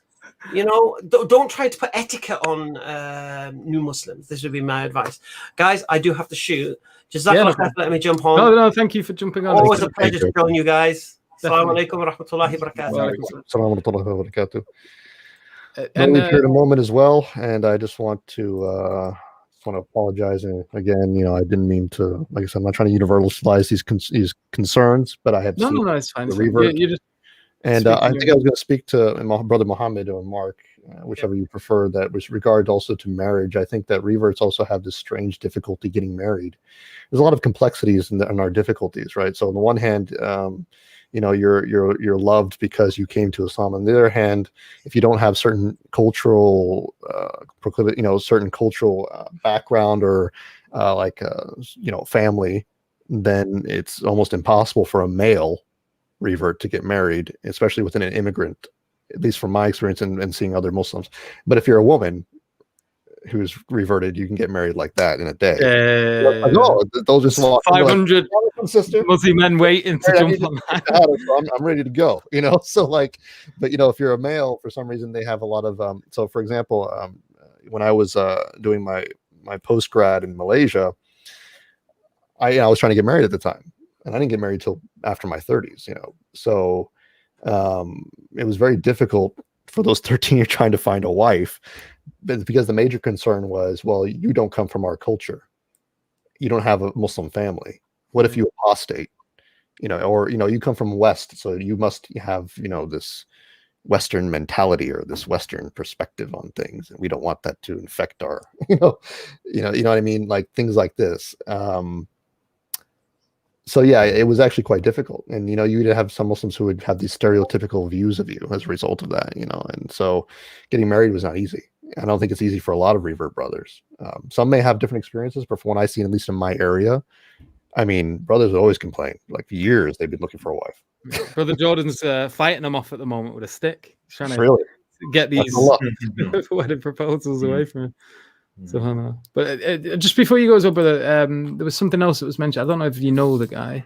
Oh yes, I'm sorry, I forgot that. Oh, wait. So he said, yeah, no, it's the first part. He said, Asad, sorry for delaying both the lecture and the interview with Sheikh Sufi. Yeah, I don't know if you know him. Rashid Sufi, yeah, he was a famous reciter. It sounded like you were familiar. Oh, it sounds like he's familiar with you or something. He is. Yes, he's in my Discord. Alhamdulillah. So. Alhamdulillah. So I won't keep you, brother, if you need to rush off or anything, but it's been a pleasure having you here. Jazakallah khair for joining us and sharing your experiences. And thank you for all of you, and may you continue doing the dawah, and may Allah bless you all for your efforts. Thank you so much. And inshallah, we'll be trying to do something on pragmatism next week as well. Inshallah. So, inshallah, everyone keep their eyes out for that. Assalamu alaikum wa rahmatullah. So, are you two in a rush, or are you chilling for a bit? We've got another half an hour or so. Yeah. So while we're on the subject of marriage, Jordan, this is. I thought we passed that one. I thought we passed by that one. No, because you've got this different perspective, haven't you? So obviously, it is true that a lot of reverts really struggle to try to find a wife, and they go through the process of really trying to like hunt one down. Oh, look at this. So with you, however, obviously you've got a bit of the opposite experience. I don't know if you don't want to speak about this. Yeah, no, I think the thing is when you know if you do like YouTube videos, like I always think that when I'm ready to look for marriage, I'm not going to be going down. I spoke to a couple of other brothers who are big YouTubers. You know, you wouldn't necessarily look via those avenues, because I think when you're on a platform, people may look at you in a certain way, or people may think I'm this ultra pious Muslim or whatever like that. But behind closed doors, you know, people don't really know us. So I think it'd be a different experience probably for me if I just, you know, joined Muzmatch just as my own name. It's Dave. Right? It's Dave. I think on YouTube and things like that, I think it's probably a different thing, isn't it? I'm not famous, but I think if your videos go out there and people see your videos, I do get this impression from messages I get that they think I'm this all knowledgeable. person, which, you know, I'm just a new Muslim sharing my experiences. So yeah, but I've heard of other people. I do think, and you know, Asadullah, is it Asadullah? Asadullah. I think he brought up some good points, and I don't think it's exclusive to Muslim community, is it? This skin tone thing is a worldwide issue, that, you know, white privilege and all these things. And I think there's no doubt that, you know, white skin has more of an appeal to many people, and it's a shame that it's like that. It's kind of ingrained, particularly I think in the Asian communities where there is that caste system. But I know a lot of white brothers that they almost, I don't know, it's like an insecurity to an Asian family, a white Muslim, you know, they haven't got a Muslim family, you're not part of their culture. And so I think there are difficulties, and I think, to be honest, my personal opinion is people marrying within their own culture is probably the easiest way anyway. Much respect to people that do manage, but I think you want to make your marriages easier rather than harder, and I think sometimes cultures coming together can have its issues. Yeah, I agree. I think sometimes it's probably better we try to group reverts together in terms of marrying. But what you find often is that, like, the sisters will get a lot of proposals from a lot of the men. That are from born families, which makes things obviously a bit more difficult for the brothers that have reverted if all of the sisters have been sort of carried away by all these Muslim men that have been born into it. But have you got anything you'd like to add to that, Mohammed? Yeah, I mean, like, first of all, what I want to say, like, it's just general experiences that I've come across, and not necessarily like first-hand experiences, but from knowing people and being around different cultures within Islam. So I'm definitely not like attacking any particular group of people, or some of the stuff I'm going to say is not actually personal to myself, if that makes sense. Yeah. But I would say that for a revert, when you newly come to Islam, I think that from my perspective, I think that the second biggest life change that's going to happen to you is choosing a spouse, because it's who you're going to have a family with, it's who you're going to have your children with. You know, it's nowhere near as minor as just stopping eating pork, right? Yeah. Or just stopping drinking alcohol, or because I feel like a lot of the focus is on those kind of subjects. Oh, you have to grow a beard, or you have to wear hijab. But when it comes to actually giving practical advice on marriage, I feel like that's a really big deal. And I've heard a lot of really negative stories where someone's come to Islam, they've fallen in love with a Muslim person, or even before they were Muslim, they've fallen in love with a Muslim. They've then come to Islam thinking that it's something good, and then that marriage has not turned out well, and that can be sometimes the thing that drives them away from Islam. And so what my advice would be, I've not really like thought about it too deeply, but if you're looking to get married, the one thing I'm struggling with advice on is actually how to find the person, because I'm looking at it from a perspective of, let's say you don't know any Muslim people and you're not in a Muslim culture. How are you going to go about finding someone to get married to? That's something that I probably need to get more advice on from other people in terms of giving advice on that. Because I'm myself married, but I can imagine if you didn't know any Muslim people, it would be quite difficult to sort of cross that bridge. Yeah, because there's a bit of a difference as well between the cultures as to how we go about finding a partner. So, like, from our culture, it's like you go out and you try. You head to the bars.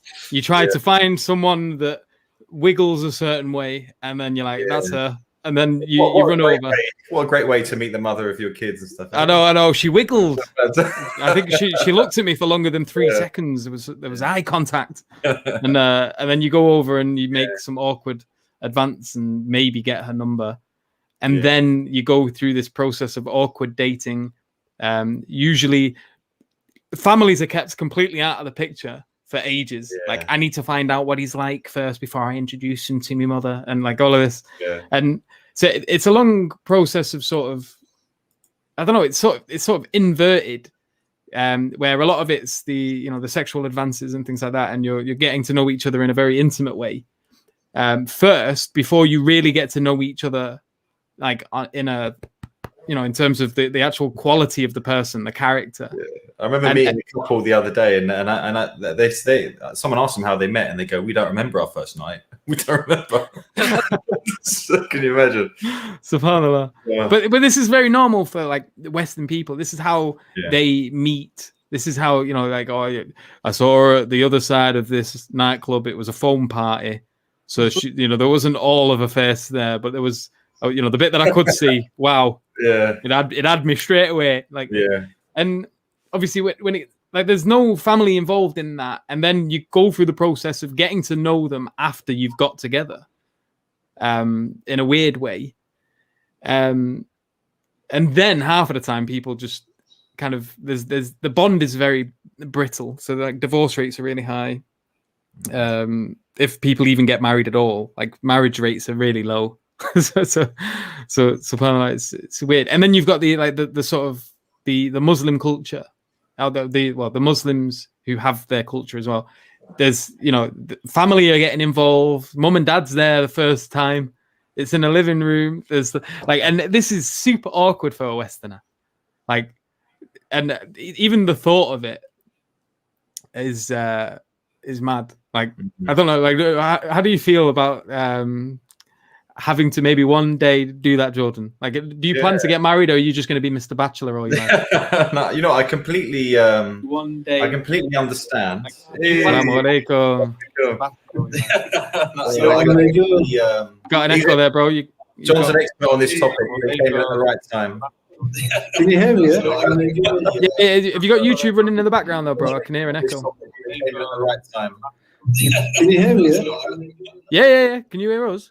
But we can hear ourselves too. We can hear everyone. Twice. Can you hear me? Yeah. Can you hear us? But we can hear ourselves too. We can hear everyone. Yeah, I think he's confused because he's got all the noise going on and he's trying to figure out What am I supposed to do now? Yeah, I think you got to turn off your YouTube. He's got all the noise going on and he's trying to. So how am I supposed to hear you then? You'll hear us on StreamYard. Because you're on StreamYard. Oh. Supposed to hear you then. You'll hear us on StreamYard. That makes sense. You'd think of all of us, John would know. I know. John's been on social media for years. Many years YouTuber. We're just starting YouTube. Subhanallah. Do you figure it? This is like is this you two from Manchester, right? Yeah. John's are you familiar with John? Fellow Mancunians, mashallah. Oh no.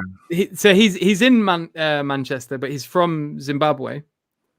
Okay. And then he moved here when he was 12. I'll let you briefly tell your story there, Mohammed. Oh, you want me to go? No, not all of it, obviously. Like you went through that. Of all the places in England, did you choose that? That's what Well, he's a Manchester phobe. Someone's got to live there, bro.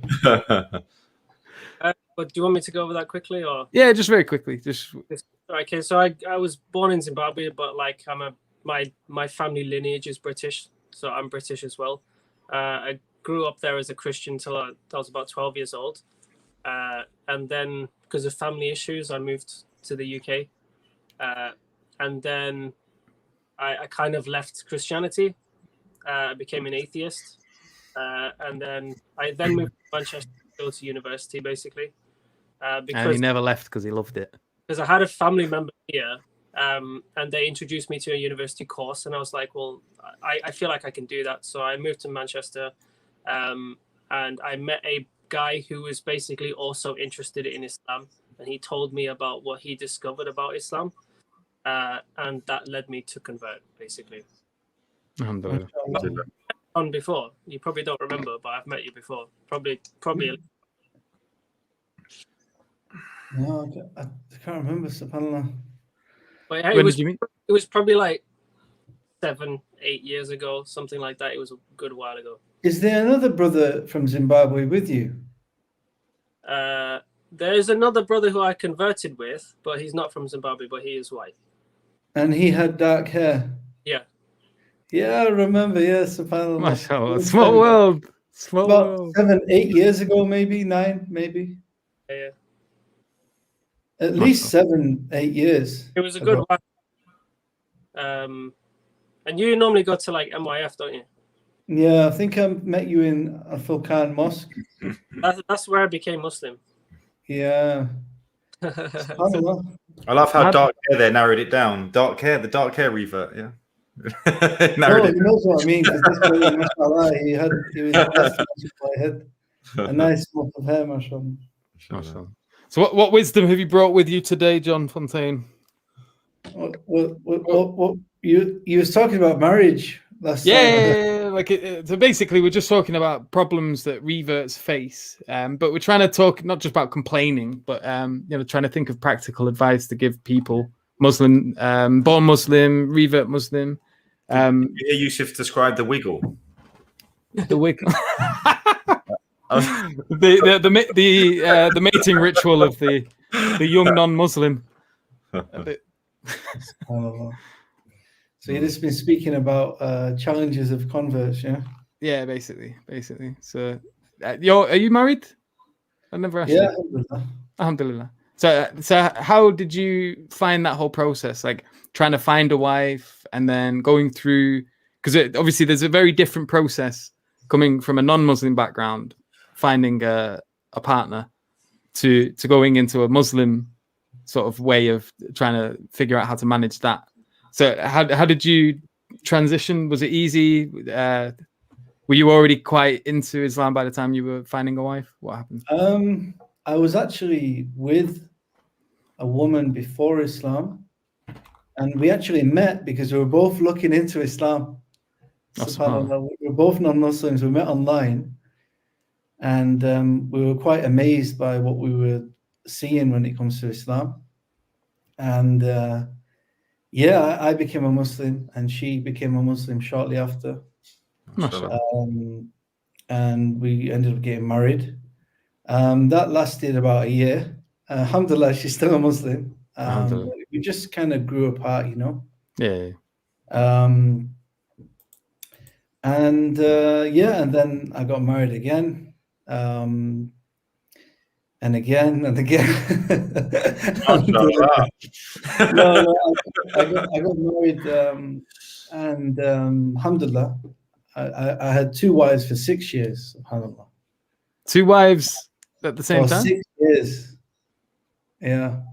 So 2 wives at the same time, just to be clear. Yeah, at the same time. MashaAllah, practicing the polygamy. You know, and polygamy in Islam is actually more common than you think. A lot of brothers are actually married. A lot of people think that it's not very common, but it is, to be honest, especially in the UK. So yeah, alhamdulillah, I was married. So I have 2 children, alhamdulillah. MashaAllah. And now I have 1 wife. And yeah, that's it, really. So how I got married the first time and the second time was literally just her father basically introduced me to her, and the other one, the brother, introduced me, and my wife now, a sheikh, introduced me to her. So it's important to make a lot of connections as a Muslim, you know, to be able to, you know, so people know you in the community, so they can vouch for you, etc. Yeah, definitely. Because that's probably the thing I think people struggle with the most, is like you've got to sort of embed yourself in the community, start making friends, and start letting people know that you're at least looking for marriage. And then the next step, I guess, is kind of being patient and sort of waiting for this thing. But you've got to be seen as a member of the community that's making efforts to improve on his deen, who takes it seriously, and things like that. That's obviously really important. Yeah, I mean, it's important. I mean, there's a lot of divorcees, people that have been married before, and sadly, in many Islamic cultures, not Islamic cultures, but many cultures who are Muslim, especially like Pakistani culture and even Arab cultures, a lot of them don't marry divorced women. So, that can be a problem, in terms of divorcees finding marriage. So that's why in other cultures, people are more happy to kind of marry, a second, third, or fourth wife. This happens. But in the UK as well, if you think about it, like it's quite common that people have had many partners. So even like within the non-Muslim community, it's not really that taboo to marry someone or to get with someone, become a partner with someone who's already been with people in the past, which is strange. Yeah. Considering, because the Prophet Muhammad sallallahu alaihi wasallam, most of his wives, I think all bar one, were either widowed or previously married, divorcees. Yeah. So yeah, I mean, for the English culture, it's not really a big deal, right? Yeah. Like when you're non-Muslim, you don't even think about that stuff. If anything, you prefer it if the person is not. Well, you got Jeremy Kyle up your neck of the woods, haven't you? Is that kind of Yeah. No, let's not speak about him. We don't want him or anything. But yeah, it's a bit mad. It's so the other things we wanted to speak about as well. So it wasn't just marriage. Where's that list you gave me, Mohammed? There it is. So it's to do with so we were speaking briefly before about family, like how family react, and sort of trying to manage that space in terms of letting them know and then dealing with the awkwardness of becoming a revert, and then the transition of sort of changing and them seeing the changes and then trying to do dawah to them. And also if you've got children, worrying about certain bad influences that they may get from like obviously your non-Muslim family and things like that. Diet, appearance, obviously we're on marriage now, that's the last one, and social life. So when you reverted, how many years ago was that now? Me? Yeah, John. No, because when you're looking at it looks like you're looking at Jordan, but I forgot it is. No, I'm a minute at you, bro. So how long ago? I think it's about 11 years. 11 years. Wow. And I think. Yeah. And so when you reverted, how did your family take that? Like, did you get because you're a proper Manky, aren't you? Like, so were they the typical Northerners, or? Yeah, it was a bit. I didn't tell them at first, because I found Islam in Africa, in West Africa. Yeah. So I didn't tell them straight away because I knew they'd be worried, understandably. Yeah. And just one day I was tying my shoelaces and I said to my dad, I'm going to the mosque. I don't know why I said it. And, that's a nice way of dropping it.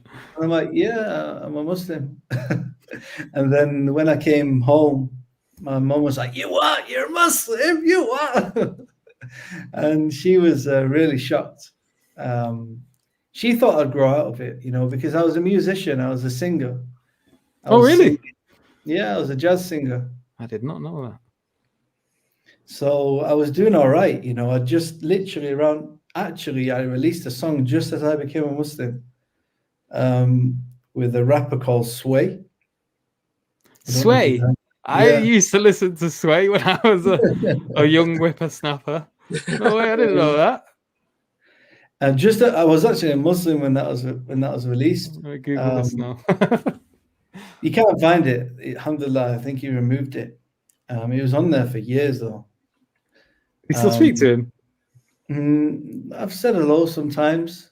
He's a bit confused when it comes to Islam because he's got Muslim and Christian family, you see. Okay. From Ghana. But anyway, I was more into jazz. So I was singing and singing in jazz clubs and stuff like that, earning a living. So they thought I'd just grow out of it, but 10 years later I'm still here. So alhamdulillah. And so how have you been in terms of trying to do dawah with them? Do you find that awkward or difficult in any way? Yeah, one thing I'd say, something that I seen Assadullah say before, which is don't rush into giving dawah. Like, find your own foundations first. Yeah. study Islam first, because I remember when I went home to try to give dawah to my parents, and when I look back, I was actually telling them the wrong things, because I just had the wrong understanding of Islam, basically. So you need to, and also you're going to be. I wouldn't even tell anyone that you're a Muslim. They don't need to know. Your parents don't need to know. Your family, your friends, they don't need to know in the beginning. Just leave it. Let them find out themselves, because as soon as they do find out, they're going to bombard you with loads of questions, and you're not ready for them questions at the time. Yeah, definitely. And I think as well, especially in the age of social media, this is one thing I sort of worry about. Like when people have social media platforms and they become Muslim, and this is a problem I'm currently having to try and like manage now, is worrying about the sort of, obviously you've got the two sides of it. You've got the Muslim community blowing them out of proportion and being like, mashallah, look at this guy. And then, there's a lot of attention there in the positive sense, but then they also get a lot of negative attention. You've got a lot of the people who are anti-Islam and throwing all sorts of shubhat at them. And there's because the Muslims are making a big deal out of them, then these people who are against Islam make a lot of effort to sort of undermine that as well. And it's, this I think is obviously very worrying and problematic, because obviously you've got a lot of zeal, you've got a lot of motivation to do a lot, but there's still a lot to learn. There's still a lot to pick up on, and you need to really sort of set your foundations and get yourself steady-footed, so to speak. So how did Mohammed, how long did it take you to feel like you got, because I remember you mentioned, so you had this brother that came and he was sort of helping you along, and he was quite stern and confident in his belief enough to pray publicly and things like that. So like, how long did it take you to sort of get to a point where you felt like your foundations were pretty settled or steady? That's a good question. I've not really even thought about that before. Manchester, Manchester, there was really nothing like in terms of seeking knowledge like 10 years ago. Even, I mean, there's some classes now, but 10 years ago, there was nothing like to help new Muslims. Do you remember anything? That's why I wanted to make like the channel trying to give advice to new people who come to Islam, because I don't know if you might not have heard, but basically I've come across a few different people who have come to Islam, and then for whatever reason they've kind of like gone out from my life. So any advice that I could give them is now gone for whatever reason. And we actually met a guy in America, me and my friend, and he accepted Islam through speaking to my friend, right? And he was Alhamdulillah. And he had alhamdulillah, and he had, the nearest mosque to him was like 60 miles away, and he had no Muslim friends whatsoever.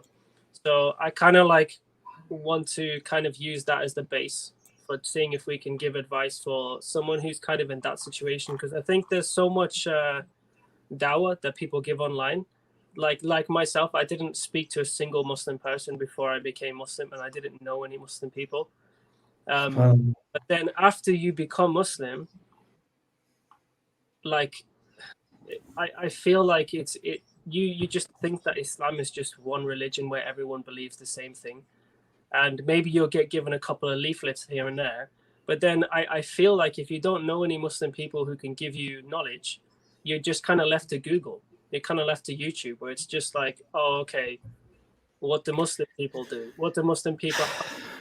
If you don't know how to pray, you just YouTube it, and then you start taking all your information from Google, and when you go on, who knows what information you could come across, and then you might come across a particular sect of Islam who does a lot of things that are not really related to Islam, in the most respectful way I can say that. Yeah, I've met people who've gone down that road because they became attached to different groups within Islam, and they completely went hardcore down that way. Yeah. Other things that they do, I would possibly say, are not that Islamic. You know what I mean? Yeah. It is a huge issue because as well, it's this this information overabundance thing. Like you go onto the internet, and if you've got a particular question about Islam, I guess it depends on the kind of person. Like for me, obviously, I had the same problem. I was looking into Islam. I was Googling things. I was trying to figure things out. And you can pretty much pick and choose whatever answer that you happen to want. Like there's someone who says, I'm Muslim and this is my opinion. I'm Muslim, this is my opinion. And like it ends up being a sort of pick a mix religion if you take it from Google.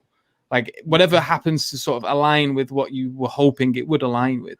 And that can be quite dangerous because then it's not so much about making any sacrifices anymore. In the sense that you're giving up things for the sake of Allah. Rather, you're giving up certain aspects of Islam for the sake of your nafs or for the sake of your desire for a particular thing. So that's quite a danger as well. Well, I think that it definitely is an issue if you're just left up to just Googling everything. Yeah. Could come across even I think I don't think this the dawah online is particularly good in terms of actually teaching a new Muslim what's needed. When I first came to Islam, I was just literally Google searching, and you can come across a video and you don't know if that's good Islam or bad Islam. You don't know if it's correct or not. Yeah. And even when in my early days of giving dawah, like my intentions were good and for the sake of Allah, I hope. But at the same time, with lack of knowledge, you can make mistakes. Yeah. Like you're trying to set up things for new Muslims, but you don't know how to do it. I remember the first dawah video I ever made had music in it. It had music in the background. It was like this kind of. It wasn't like hardcore music. It was just like a string drum and bass. And I remember showing it one brother, and he's like, "Yeah, maybe you should remove the music." And I'm like, "Well, I like it." I didn't know music was haram, and my intentions were there. And even as I was going on, I was setting up, like trying to set up classes in Manchester to help new Muslims. And when I look back, it was not necessarily done in the best way, but at the same time, there was no one else coming and really doing it or helping, and no one really trying to guide anyone, or it was really not much in Manchester. This was before all the people were doing dawah tables and dawah and videos and YouTube. There was really there are a few popping up here and there now. Alhamdulillah, and inshallah they grow. I think one of the biggest issues is trying to navigate the schisms, or like you come in, you don't even know anything about what Aqidah is. You don't know, you don't even really know what fiqh is. You just understand that there's certain things, you've got your 6 pillars, you blah, blah, blah. And you just try, I guess it's a consequence of wherever you happen to be and whatever community you've got around you in the beginning. That's sort of going to take you down this route. But then when you start being shown all of these differences, it gets very nerve-wracking. It is for me especially. Like I still feel like a baby when it comes to Aqidah. Like I've tried to get my head around all of these, the different groups. So like I'm trying to manage what's the difference between Ashari, Athari, who are these Mu'tazila? Like what do they believe? And this in itself, because it's such a touchy subject. And obviously you've got people that are very staunchly one group and others very staunchly the other. And as a revert, you come in and you're like, what on earth is going on here? One of the difficulties is you want to try to make sure you're picking the right one. You want, obviously this isn't for everyone. Some people are not, they're maybe a bit more liberally inclined and they're not too bothered about taking it too seriously. But like for me in particular, I really this kind of thing scares me. Like I've got all these different groups around me all telling me, we're upon the haqq, we're up on the haq, and like trying to figure out why one's right and the other isn't. Sometimes is a proper head pickle. Even with certain things that you think of, like for example, like personally, I'm of the opinion that I shouldn't be listening to music, and I avoid it as much as I can. But I know that there are groups that say that it's okay, and then they bring forward, and there's like all sorts of evidences they give, and you look into it, and it can get quite overwhelming trying to sort of navigate all of this, especially for a new Muslim. And half of the time, like a lot of these people, they might even be very pious Muslims in terms of they pray all the time, they fast, they avoid bad language, they're doing everything that you would expect good Muslims to be doing, but they hold other opinions that are quite controversial within the community. And just as a new Muslim, this is so scary. Even talking about it now makes me a bit nervous, bro. Like, yeah, but it's easy, bro. The Athari Akida is the correct one. It's easy. But with music, the thing with music is that there's no like disagreement. Like the music today that is being played today, that I think everyone agrees is haram. The pop music, the what's popular music today. Yeah. No one's really denying that that's haram, right? This crazy music with bad language and stuff like that. Yeah. No, there's no doubt. So that just kind of outlines all the music that really people are trying to listen to, Yeah, for the most part. But yeah, I know what you mean. It does get confusing because there's a range of opinions for many things, and it's fine. There are valid opinions on certain things, and there's certain things that are not valid opinions, and it can be very difficult as a new Muslim, and you just got to hope that and ask Allah to have good people around you. And when you've got good brothers around you who you trust, then that's all you can hope for, really. I guess the thing is with that is that it really depends on who you. If you fall into a group that is just going in a complete other direction,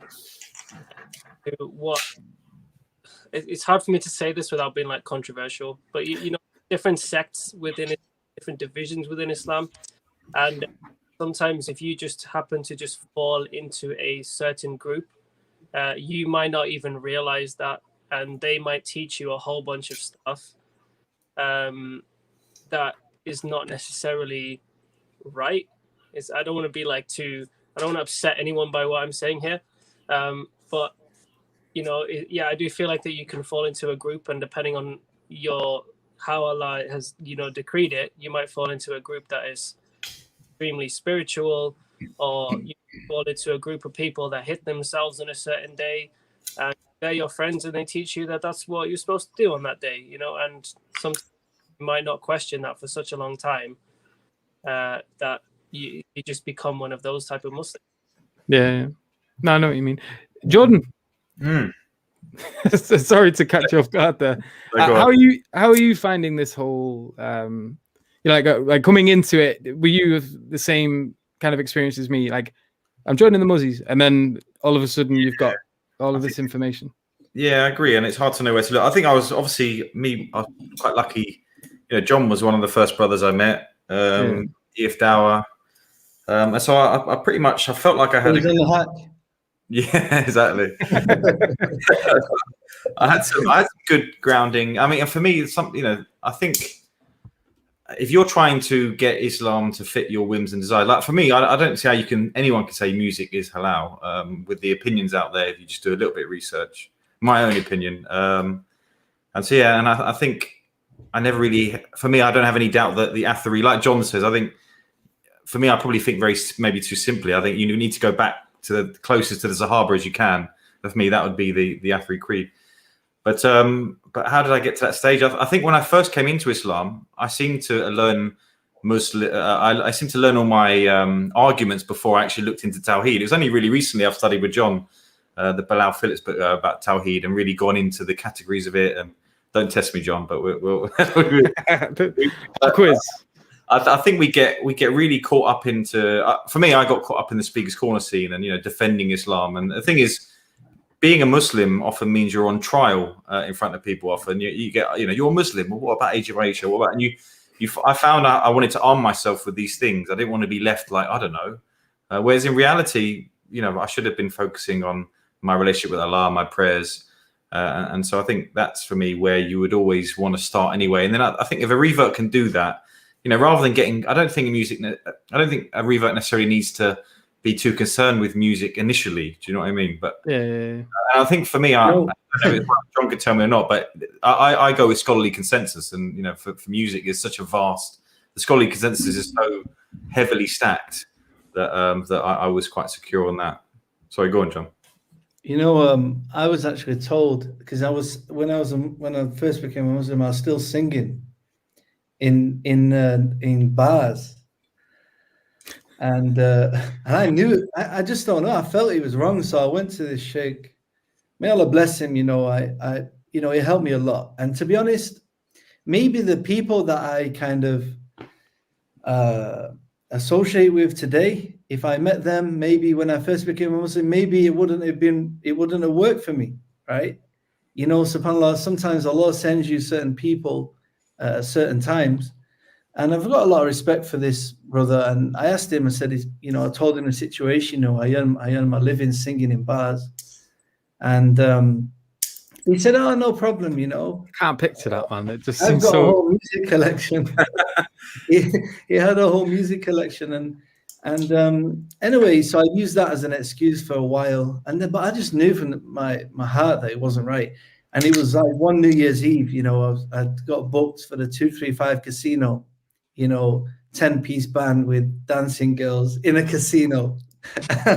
And I just knew this is not right. Like, okay, I'm not drinking the alcohol, but in a casino with dancing girls, forget about, it's not about the music now. Where did you pray, John? Just out of interest with. Behind the bar or something. Yeah, it's it wasn't easy because I was earning a lot of money. Sometimes maybe $7,500 a night. SubhanAllah. Sometimes maybe $2,000. Making it rain. And it was okay. So but it was easy to leave, to be honest. When I realized, okay, this is not allowed. It's not a problem. I just left it. And subhanAllah, I was asking Allah to give me something better. And I actually got a brain tumor. SubhanAllah, really? I shortly after I got married, I realized I fell on the floor and I had a seizure.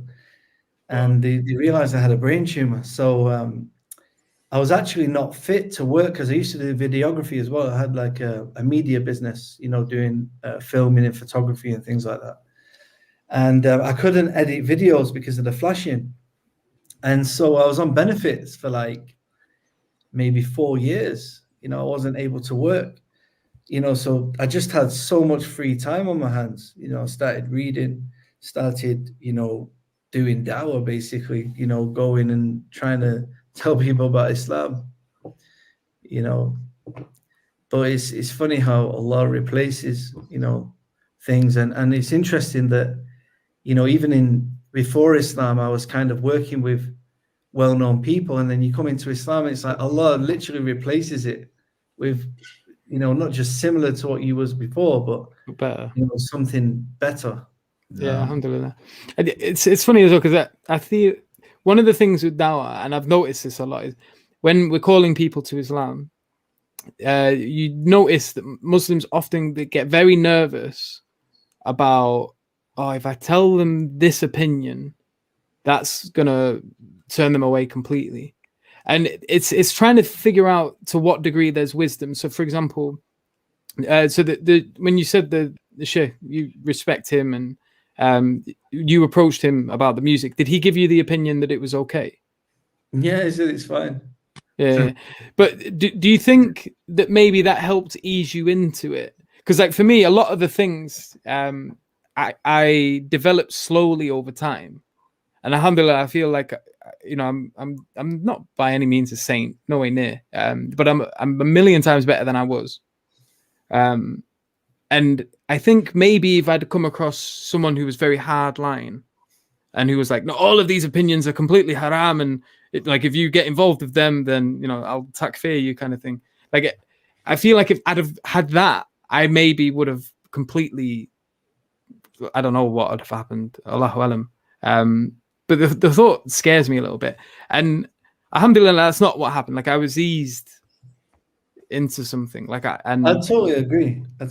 I mean, you know, it's easy, you know, sometimes when brothers kind of find the truth, right? And then they go back and look at they start refuting the brothers that helped them come to Islam. You know, and you know, it's important that you've got to remember the people that made sense to you when you became a Muslim. You know, it was these people that helped you and gave you their time and support. You know, and it's interesting that, you know, the people that you're kind of with now, they probably wouldn't have made sense when I first came to Islam.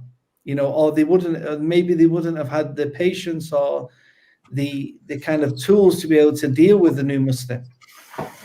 You know, because the approach may have been different, but at the same time, we can't like water down the opinion, right? You know, if you believe it's wrong, you have to tell them the correct opinion. You say, look, you know, yeah, music's haram. You know, if you're doing that right now, just try your best, you know, to get out of it. You know, make a plan, whether it's 1 month or 2 months, or try and apply for some jobs, try and give them an alternative. You can't just go cold turkey on everything, you know, but you can't kind of tell the new Muslim the wrong opinion and say, well, yeah, music's all right, you know, just because he's in that situation. If you believe it's wrong, of course. Yeah.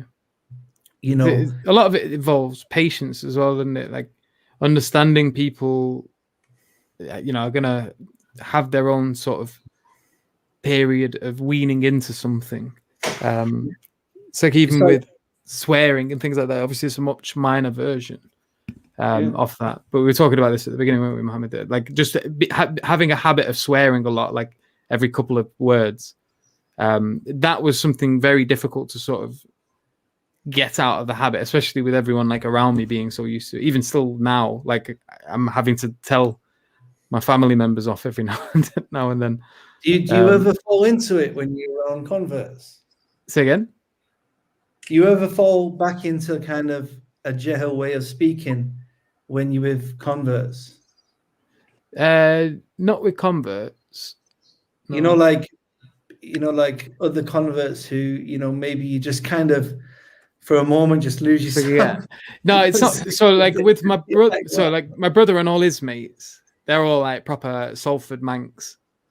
And if I'm with them for too long, they're like, all right, mate, what you saying? Like they're, you know, typical proper super mank. And every other word they say is a swear. Say again? You sound like that anyway. Do I? That's fun. But yeah, and so like there's a moment where I'm trying to be conscious of the fact that I don't want to say these kind of words. I don't want to talk about these kind of things. And then like I'll let my guard down, and like I don't know, a few hours later, something will slip out, and I'll catch myself doing it. And you know, it's that's when it'll happen with me. But it never happens when I'm with reverts. There's been some times as well where I've been with some brothers, and may Allah bless them all, they're all really good brothers. I like them all. But I'll catch them swearing, and they'll be doing it like it's normal. I'm like, SubhanAllah, like. Don't swear. Then I feel weird for being like the one that has to. I never used to swear really. I never used to swear much. You know. Were you one of the nerds in high school? No, not at all. Not at all. Just not in the habit of it. Oh, alhamdulillah, that's good. It was the opposite for us, where we would just. I think we even made a point of like it's a better way of expressing yourself. You can, you know, it's beautiful. It's like art. Like if you can use as many swear words as you possibly can, you're communicating properly your emotions and this. Like we beautified it. It was really weird. Like looking back at it, it was quite common. and we'd even get inventive and creative with our swear words, and I wouldn't even bother telling you what kind of things we used to say. But I feel these are very northern issues, aren't they? I feel kind of like Well, he's from Salford. not really for me this conversation. you posh Southerners, you're walking around with your monocles and that. Yeah, it's all Playing nice. tennis. So,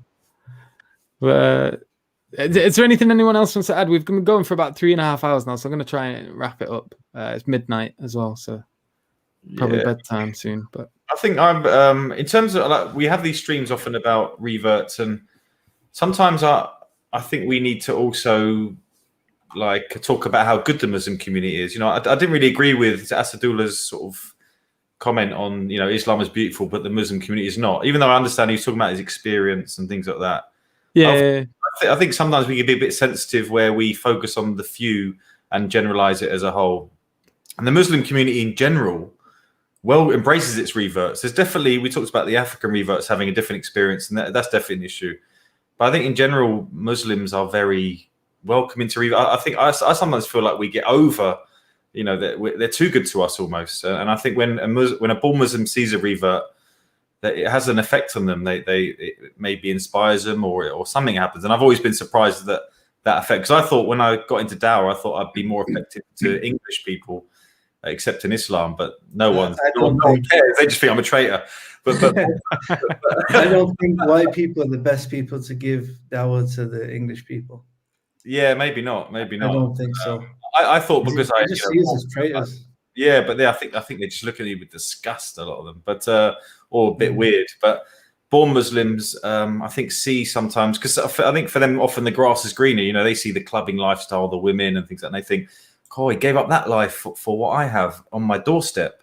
And maybe, you know, you get those sorts of comments. So, and I think in general, you do get some Muslims, and I think I always, even bad advice I've received, I often feel that the intentions are still good. You know, it's not like they are being, you know, the tattoo thing is often a lack of education. You know, we were in Saudi with all our tattoos out. Many of them probably haven't, you know, mainly not seen tattoos before or whatever. So they were coming up to us with fascination. But yeah. Well, this touches as well on because I think one of the biggest things reverts need to learn is patience with the Muslim community. Like for me, like I feel like it was just simply I'd feel myself getting annoyed with certain advice that I'd get. But half of the time it was just like I've got to allow it. Like they're ignorant of where I've come from and like the kind of things I've got to deal with. They're in their own little bubble. They can't see out of it. So half of the time it's just learning to say, you know, Jazakallah khair for that. Thank you. You know, whether or not you like the advice or not, and just learning to not create like a confrontation out of it. Because half of the time they say it and they wander off and then you never see them again. Like, and there doesn't need to be a drama about that. But yeah, with Brother Asadullah, I think he's had a very particular experience. And obviously like his experience is his. And we've all got different experiences, haven't we? And we'll go in, but it depends what type of mosque you go to as well. You know, I guarantee you, if you look on Asadullah's comment section, it'll be 99%. Mashallah, I love this brother. Da, da, da. And there'll be a couple of hater comments in there. And I think, I think sometimes we can focus on them. You know. But, well, this is the nature of negativity, isn't it? It's louder. It's more in your face. It's like the example I usually give is like, if you've got like a room full of really good people, like their being good generally is very ninja. Like what they're doing, they're giving charity in secret. They're saying good things about you behind your back. They're not, you know, they're not making a scene. They're not the center of attention. They're good by nature of the fact that they don't stand out because they're doing everything they can in like a subtle and chilled manner. And then you've got this one loud idiot that's like stood in the middle and he's causing a drama and like he's shouting at everyone. Everyone's naughty. You're bad. You're bad. You're bad. You're bad. They stand out and you notice them more, even if there's only one and there's 100 people surrounding them that are good. That are much more ninja. Yeah. And we have, I guess it's part of our habits, isn't it?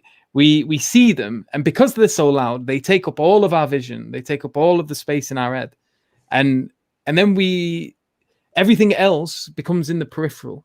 And sometimes I guess we can sort of see that maybe as the majority, but I don't think it's the case. I think the majority of people are sort of in the middle, quite neutral, and then you've probably got a minority which are quite negative, and then a minority which are the pious, the secret ninja good people. Well, you know what I think, Yusuf, and you guys might disagree with me, but I think as a white revert, I think I'm probably more sensitive to hate or notice it more because I'm not used to receiving it much in my life. You know, I used to speak to many black reverts that, you know, have different experiences to me, and they kind of shrug it off a little more. Whereas I think many white reverts that I see or hear online can be very sensitive to the hate they get, or any you know, how dare they say that to me kind of attitude. So I definitely know. I think the reverts have to fix up as well. Like they have to make the effort to go to the mosque. They have to make the effort to seek knowledge and try and find companions and friends. Yes. You know, a lot of the time they just you know, they just want to be waited on, and I did the same thing, John. I went to blaming the Muslims, and they're not doing anything to help themselves. I complained. I went to a masjid. I complained because they didn't invite me up for iftar, and one of the brothers told me in the iftar group, "Did you ask anyone? Did you try?" But I was just standing there, I think, expecting to sort of someone come up to me. And I think you're right. Give you a piggyback. Go on, jump on. Just we've got some porridge over there with your name on it. Yeah. Yeah. But you want to know how to eat it anyway with the roti. No, exactly. Where's the knife and fork? Pouring it into your mouth from the bowl. I got told off in Saudi because you know you're supposed to eat only all the food's on the floor, and you're only supposed to eat your section, aren't you? Yeah. And I'll reach over like there's a good stepping over people's food and that. Beep, beep, beep, beep. Oh, look at that big bit of chicken. Get that. There's some lamb over there. I'm having that. Don't mind me. Oh, subhanallah. But any more final comments or? Yeah, I would say from my perspective, like the majority, like I said, when I became Muslim, it was like in a Somalian masjid, and everyone was like super helpful. They were welcoming, not necessarily. They didn't alienate me. Like they were more than happy for me to be there, even though I felt really self-conscious to be there because there was hardly any white people there. If sometimes would be the only ones. Yeah, I'm like the only white boy in the village and all the mosques I go to. I think it. The only white in the village. But I think it's more in general. Most people are very accepting of reverts, but there's certain communities. Like what we're trying to talk about here is just some challenges that you as a revert might come across, and what sort of advice we can give you, because you might find that certain communities might not accept you. You know, overall, it's a positive situation. But I think especially when it comes to the topic of marriage, not personally for me, but, you know, sometimes if you go and propose to a certain culture for marriage, and even more so if you're from an African background, they'll be very closed, as in like, okay, we are this race of Arab people, and our daughter will only be allowed to marry this race of Arab people, like no matter what. And if she even comes to me, you know, if my daughter tries to bring like a revert or someone from a different community, and her like back to her country, like she'll be on the next plane. You know, she's not marrying anyone except from my culture. But I'll tell you straight up, if someone from Salford comes to us for my daughter, you're right, mate. Oh no, that's not even Salford. What was that? That was you know. Go on. So the advice that I probably give, if you are looking to get married as a revert, is you need to understand what is from the Quran and Sunnah, and what is your responsibility from your side. So if you're going to if you're a brother and you're going to go to marry a sister and you're going to go and propose, I think that you should understand as much as possible what are kind of your responsibilities as a Muslim husband. I think that you should also know, because you might get told that you're not allowed to marry the sister for X, Y, Z reason, but if you know your information about the Quran and Sunnah, and you can turn, if let's say they reject you because of your race, you may be able to then, if you're equipped with the fact that Islam doesn't necessarily look at race as such a big deal, and you can explain that it's from the Sunnah, you know, to accept people from other races, you might be able to back yourself a bit, you know, back yourself up a little bit more. I definitely think that that would be, and also you should understand things like dowry. You know, you should understand that you might have to give a dowry. Yeah. How much? How much? 50 quid. What do you recommend? I don't know, 50 quid's the minimum, innit? just throw them half a wanna. There you go, love. Yeah. How much? Times 4. Times 4. Guys. But no, but it's a key, this, isn't it? So basically, it's not like, because when a Westerner's getting married, they don't do much research into, like, you know, what do I got to do? Like, they get on a knee and they throw a ring at a woman. It's like, marry me. And so they either say yeah or no, and then you try and figure that out after. But there are etiquettes, and you know, obviously there's certain ways of going about it in terms of Islamically. So if you are interested in getting married, don't just think it's about just running over to someone and saying, "Can I marry you?" Like you like read about it. There'll be books on it. There'll be YouTube videos.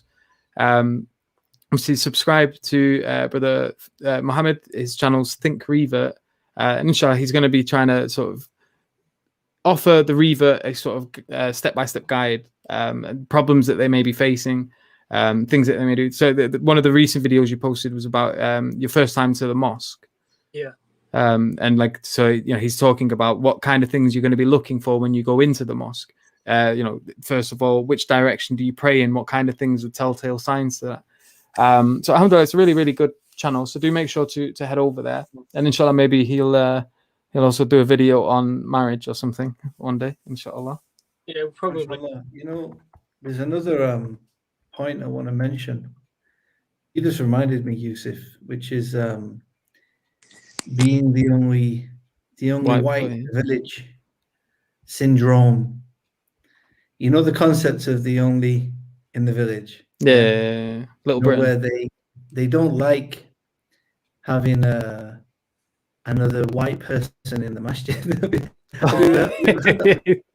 It's awkward. I know what you mean. So you know, it's this. I know Pakistanis have told me that it happens with them. So there'll be at work. I think breaking up a bit there, bro. My batch is gonna die.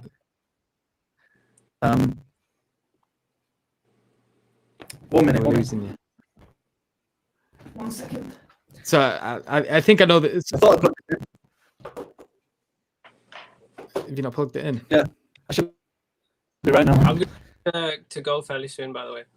Yeah, no problem. I don't want to keep you. It's quite late, so if you do need to go at any point, do. But yeah, so just to kind of reiterate, everyone do check out his channel. Jazakallah khair for your time today as well, Mohammed. It's been a pleasure having you on. If you want any more in the future, just let me know. Yeah, definitely. We'll sort some more conversations out, inshallah. So if you haven't already, do check out his social media. I have put it all in the description box. So I think he's on Twitter, TikTok, and YouTube. So check him out on there.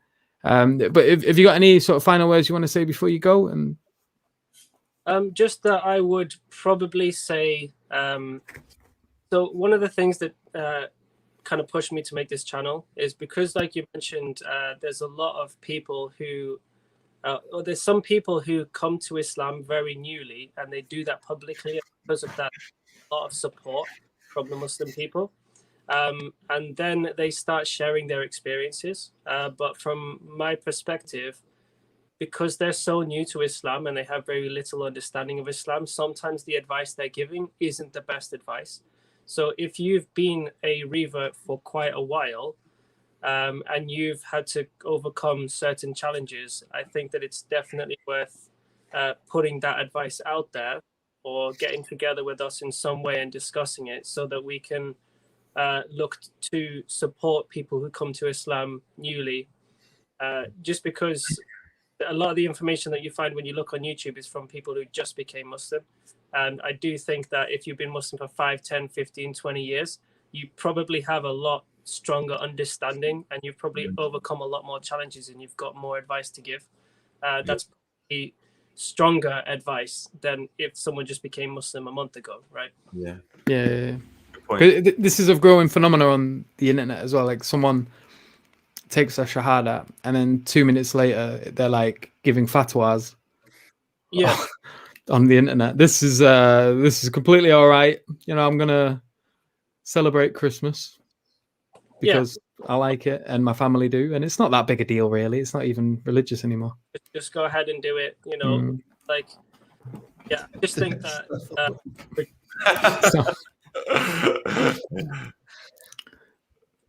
So be careful of that as well. Just to clarify to people, we don't celebrate Christmas. But I won't keep you, Mohammed. So if you need to run off, don't feel shy there. But yeah, Jazakallah khair for your presence today. It's been appreciated. May Allah bless you, and we'll speak again soon, inshallah. Okay, then nice to meet you, Jordan, and see you. Nice to meet you. Inshallah, again another time. Yeah, but I'll get in touch with you about that. Are you on Facebook? No. Well, I've got, but like, what is it you need? No, because that's where the little support group thing is for EF Dawah. All right. Well, I'll speak to you a bit later if that's all right. Yeah, it's fine. Like I said, if you want to speak with the brother that I became Muslim with, definitely. He's up for coming on and having a chat with you, and he's pretty good guy. So, okay, cool. I arrange that, inshallah. Inshallah, and we'll have to meet up for a coffee when lockdown's over as well. Inshallah. Yeah.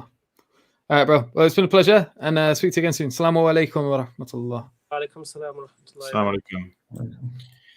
MashaAllah, really nice guy. Been a pleasure. 3.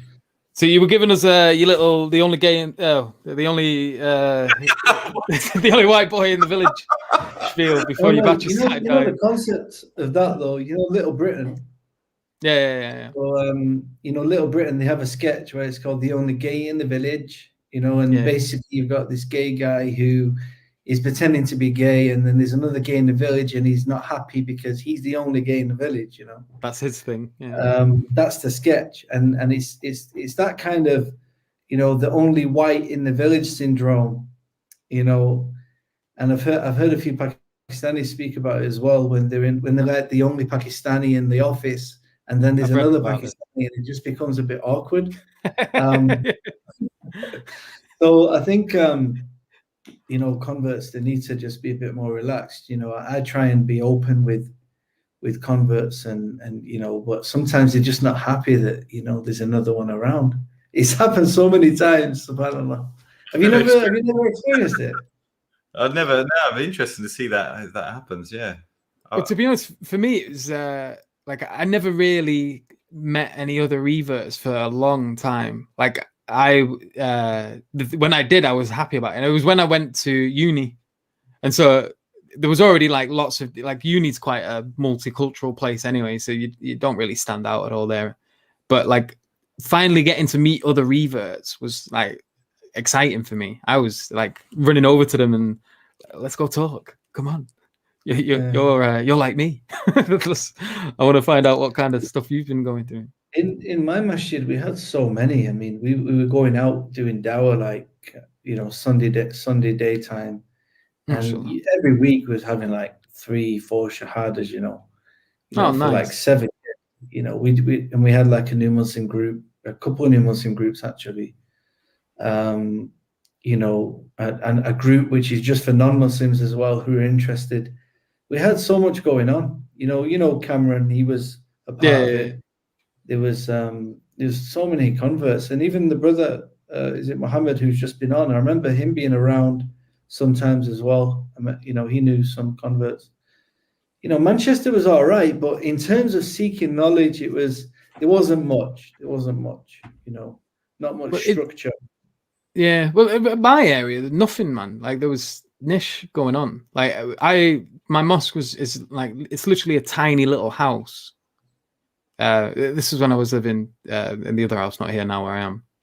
The mosque was just a terrace house that had been converted, and then it had an extension, which was the wudu and toilet place, and then the downstairs, the walls had just been knocked out, so you had, and I'm on about like a small terrace house, you know, the typical tiny terrace house where you've got one living room that's not even really that big, and then a kitchen. They knocked all of that out and turned the downstairs into one, and then they knocked all the upstairs out and turned that into one. But it was only 2 lines, so 2 lines of prayer, or maybe 3. But it was tiny, and then everyone there was Pakistani, and they did it all in Urdu. And mashallah, the imam, may Allah bless him, he's a proper energetic imam, and he was very passionate, but all in Urdu. So I'd just go in and I'd sit down, and I was like, I have no idea what's going on here, and he'd be like shouting, and then everyone would be like cheering, and then everyone would like laugh, and then it's like this. SubhanAllah, this sounds like it'd be great if I knew what on earth was going on. You know, you got some trolls in these comments. There's some funny comments in here, man. What's being said? What am I missing? I don't pay attention. I can't split my. One guy blazing. He said, John's just thinking they don't even know the struggle of having a ginger hair.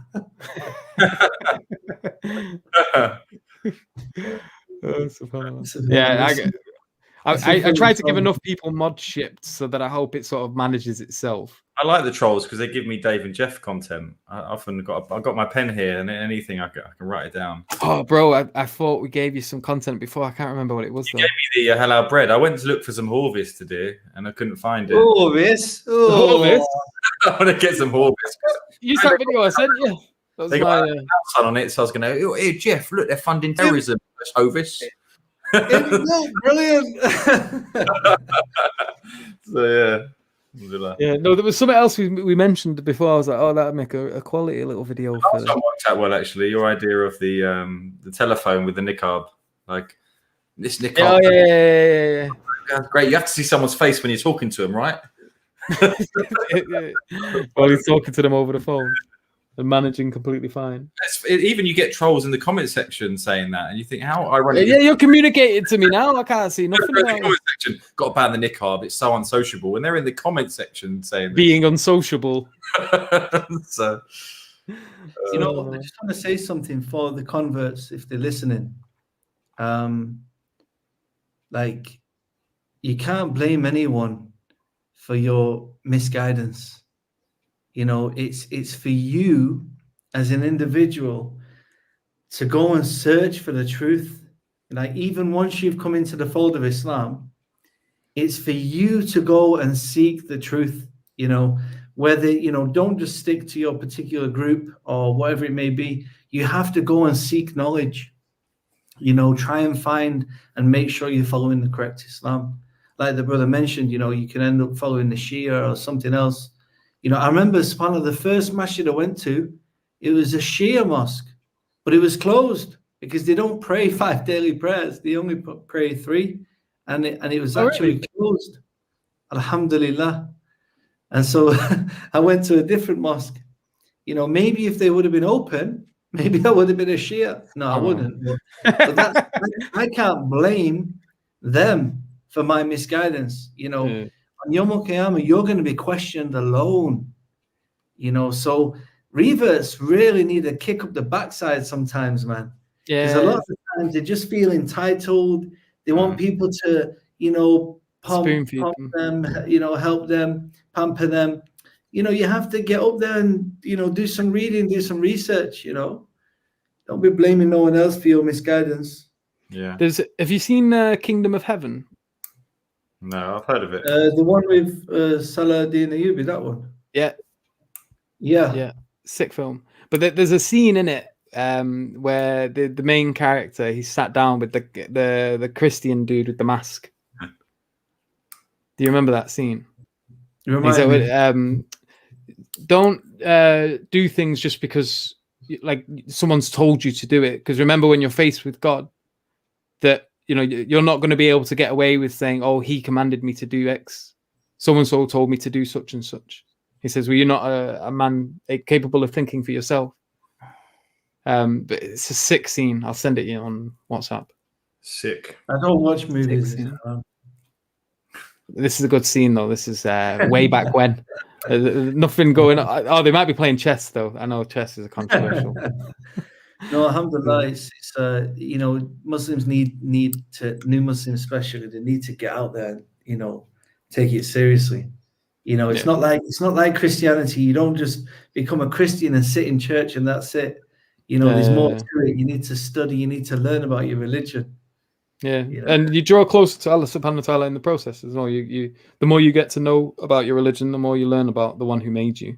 Yeah. And the more of a connection. Every Muslim should have a project, you know, a project that they're working on, you know, whether it's charity work, dawah work, a book, you know, a YouTube channel, you know, anything, whether it's a sisters coffee meeting, obviously for sisters to run that, not brothers, you know, or like, you know, whatever it is, you know, find something to support Islam, something to actually work and help the deen and help the ummah, you know.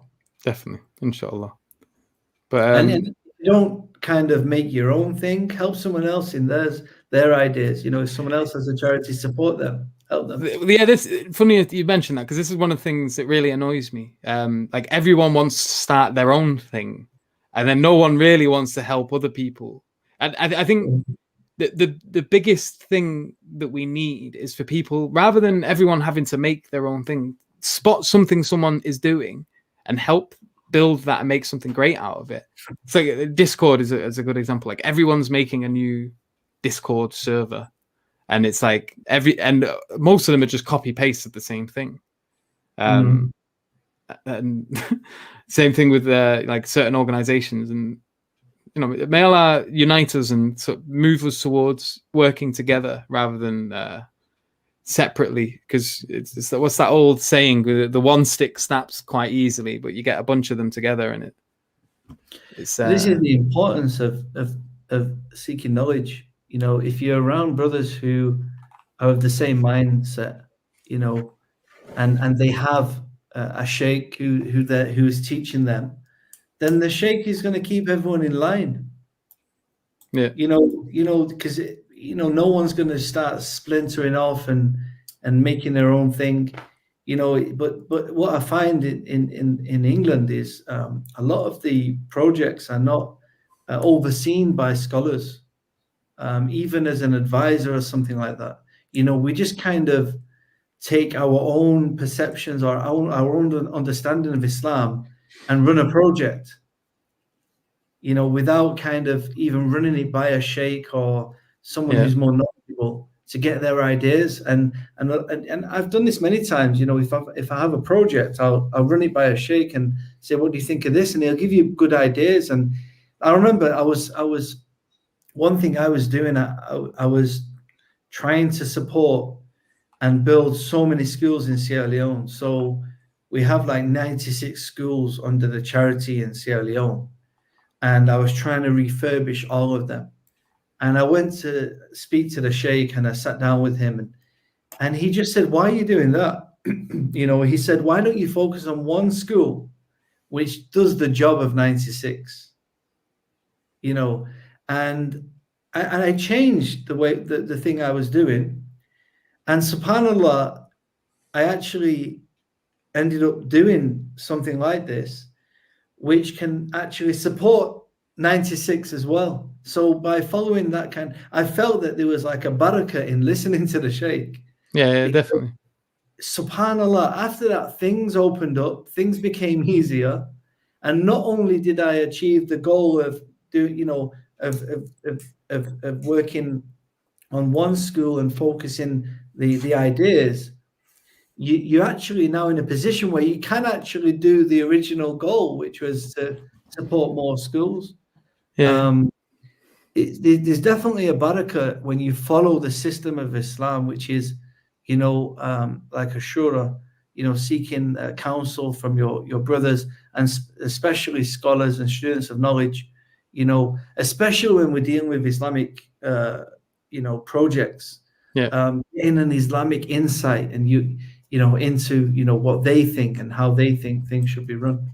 Yeah, because one of the things I think is delegating an emir. What's the hadith? Can you remember? If there is two, or if there is two among you, or three among you, pick one as the leader or something.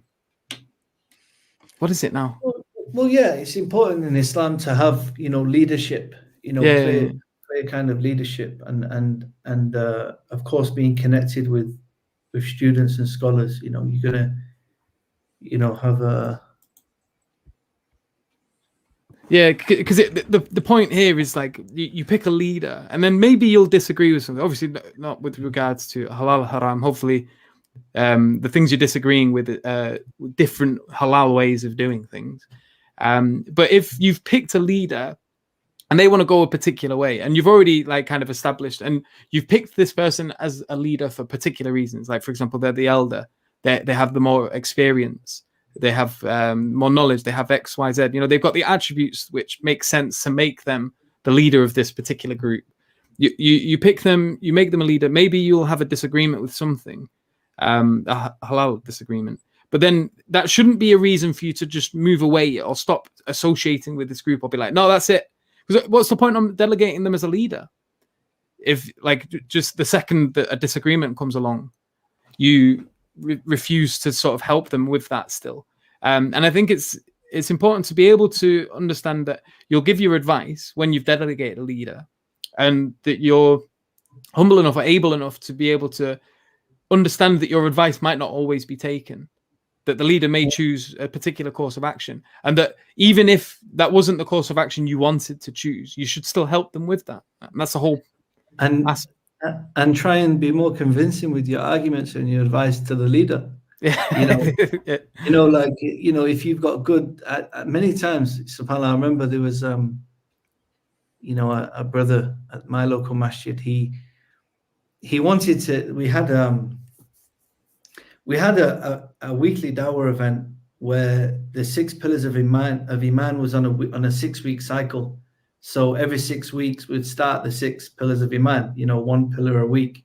And it was for non-Muslims. So, and it was just continuous. It didn't change for maybe 8 years. We were just doing the same thing for 8 years. And subhanAllah, so many non-Muslims came. I don't know anyone who sat through the whole 6 weeks and didn't become a Muslim. You know, so many people are accepting Islam. And one brother came with a good idea, a bright idea. Let's make it a 12-week cycle. So let's do the 6 pillars of Iman, and also we'll do another 6 topics, you know, like good manners in Islam, charity, different things, right? And it sounds good, you know, but sometimes shaitan will give you a good idea. Why? Because it's a lesser deed. Have you heard of the 6 traps of shaitan? Tell us. So subhanAllah, this is a beautiful thing, because this brother, he said, you know, if we make it a 12-week cycle, there'll be more topics. But I basically sat there and convinced him and said, well, you do realize that now we're going to speak about Allah once every 12 weeks rather than once every 6 weeks. You know, like, it sounds good that you're increasing the titles, but at the same time, the core important topics, what are needed for non-Muslims, are the 6 pillars of Iman. This is what's needed, you know. And alhamdulillah, you know, everyone kind of voted and said, no, we'll keep it as it is. But I always remember when that happened, because sometimes shaitan will give you a good idea. Why? Because it is a lesser deed than what you're already doing. This is the 6 traps of shaitan. Ibn al-Qayyim, one of the big scholars of the past, he mentioned the 6 traps of shaitan. And he says shaitan starts with shirk. So he tries to get the human being to do shirk. And if the human being does shirk, then he's finished with you. He doesn't have no more business with you. You know, shaitan isn't in the nightclubs. Shaitan is in the masjid, whispering in our ears, trying to get us to stop the salah. Shaitan is outside the masjid telling us, oh, you missed it, just go home now, don't pray, or it's cold or it's wet. Shaitan, his work's already done in the nightclub. As soon as you've done shirk, he leaves you alone. Then the next trap of Shaitan, he gets you to do innovations. So he will get you to do something that with a good intention, but it's something that is not a part of the religion. Yeah. Obviously, the problem with this is that it ends up being an innovation and becoming where people think it's a part of the religion. The next trap is major sins. So Shaitan will come to you and say, go and rob a bank, or go and do zina, or go and drink alcohol. And of course, Yusuf's laughing. He's like, I'm not going to rob a bank, because mashallah, Yusuf has a certain level of iman that he's not going to fall for that. Yeah. So Shaitan goes to the next trap of Shaitan. The next trap, which is minor sins. So he will be focusing on me and Yusuf, telling you, oh, have bad manners, or do this, or delay your salah a bit. Not leave your salah, but just delay it a bit. He goes to minor sins. And if he can't get you to do minor sins, he goes to lesser deeds. So Shaitan will tell you to do a good deed. He will say, you're about to go and visit your mother, right? And Shaitan will give you another good deed to do. Instead of visiting your mother, go and visit your friend, but you're on the way to go and visit your mother. So Shaitan has given you a good deed to do. It's a good deed to visit your friend, but it's not on the same scale as visiting your mother, And the final trap of Shaitan is he will give you useless deeds. Useless deeds like playing computer games all the time. It becomes just, it's not necessarily outright haram, maybe, but it's just useless, like no reward from it, in a lot of cases. And then if Shaitan can't get you to do all these 6 traps, then what? And this is obviously the scholars of Islam, the people that are pious, the people that are close to Allah. They don't fall for the major sins and the minor sins and the useless deeds. They're constantly in the worship of Allah. So, subhanAllah, Shaitan will now turn the people around you against you. So all the other people start to talk about you and say bad things about you, because Shaitan can't get to you, so he gets to everyone around you and turns them against you. And this is what we find with the most backbitten people on the planet are the scholars of Islam. Subhanallah. Yeah, subhanallah. So this is just like a little reminder, that sometimes Shaitan can give you a good deed, but you have to weigh up on the scale. Can I be doing something better with my time? And maybe we can actually, use some of this, when we're in Ramadan and we start to do good deeds, start to weigh our deeds, could I be doing something better? Yeah, definitely. Someone's asking if I have a YouTube channel. He does. Yes. Young Smirks. Young Smirks. I'll get Young that. Smirks channel. And also the John Fontain channel as well. I've got 2 channels. So make sure you subscribe. Let me get the links. Well, yeah, alhamdulillah. Jazakallah khair to this brother, sister, for finding the hadith that I was referencing. So the Prophet Muhammad sallallahu alaihi wasallam said, when 3 are on a journey, they should appoint one of them as their commander. Nafi said, we said to Abu Sulaiman, you are our commander. So this is just this idea of like understanding the importance of leadership and appointing it. And this idea of like, oh no, we're all equals and blah, blah, blah, blah. This is a very modern idea in the sense that no, there are going to be people that are better in terms of wisdom. They may have more knowledge. They may have more experience. They may have better character. There are a number of things which make us better or worse than each other.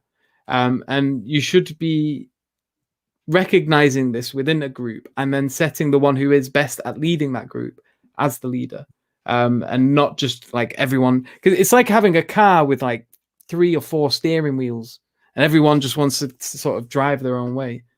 SubhanAllah, it's not as productive as a car with one driving steering wheel. I'm putting your Young Smirks link into the chat, so if you haven't subscribed to Young Smirks already, do so. What's your other channel called? Just John Fontain. John Fontain, Mr. Fontain. Mr. Fontain. Yeah, youtube.com/Mr. Fontain. No E, just Fontain. I'm finding someone called Francis Higgins.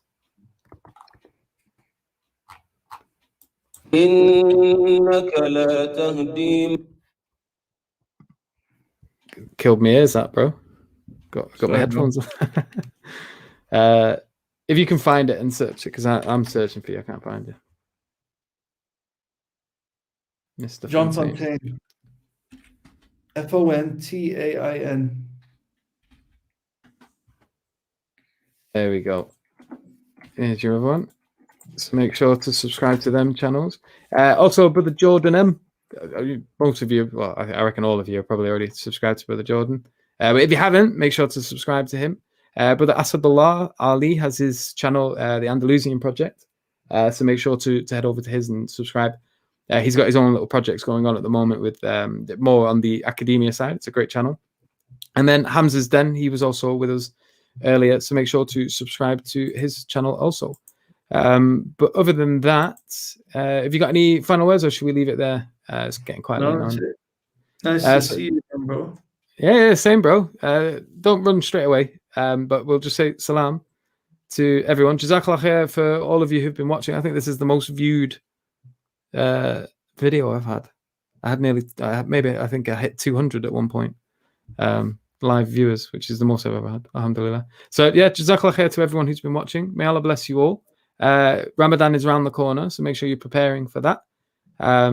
May have a blessed one, and we'll see you again, inshallah. Assalamu alaikum wa rahmatullahi wa barakatuh.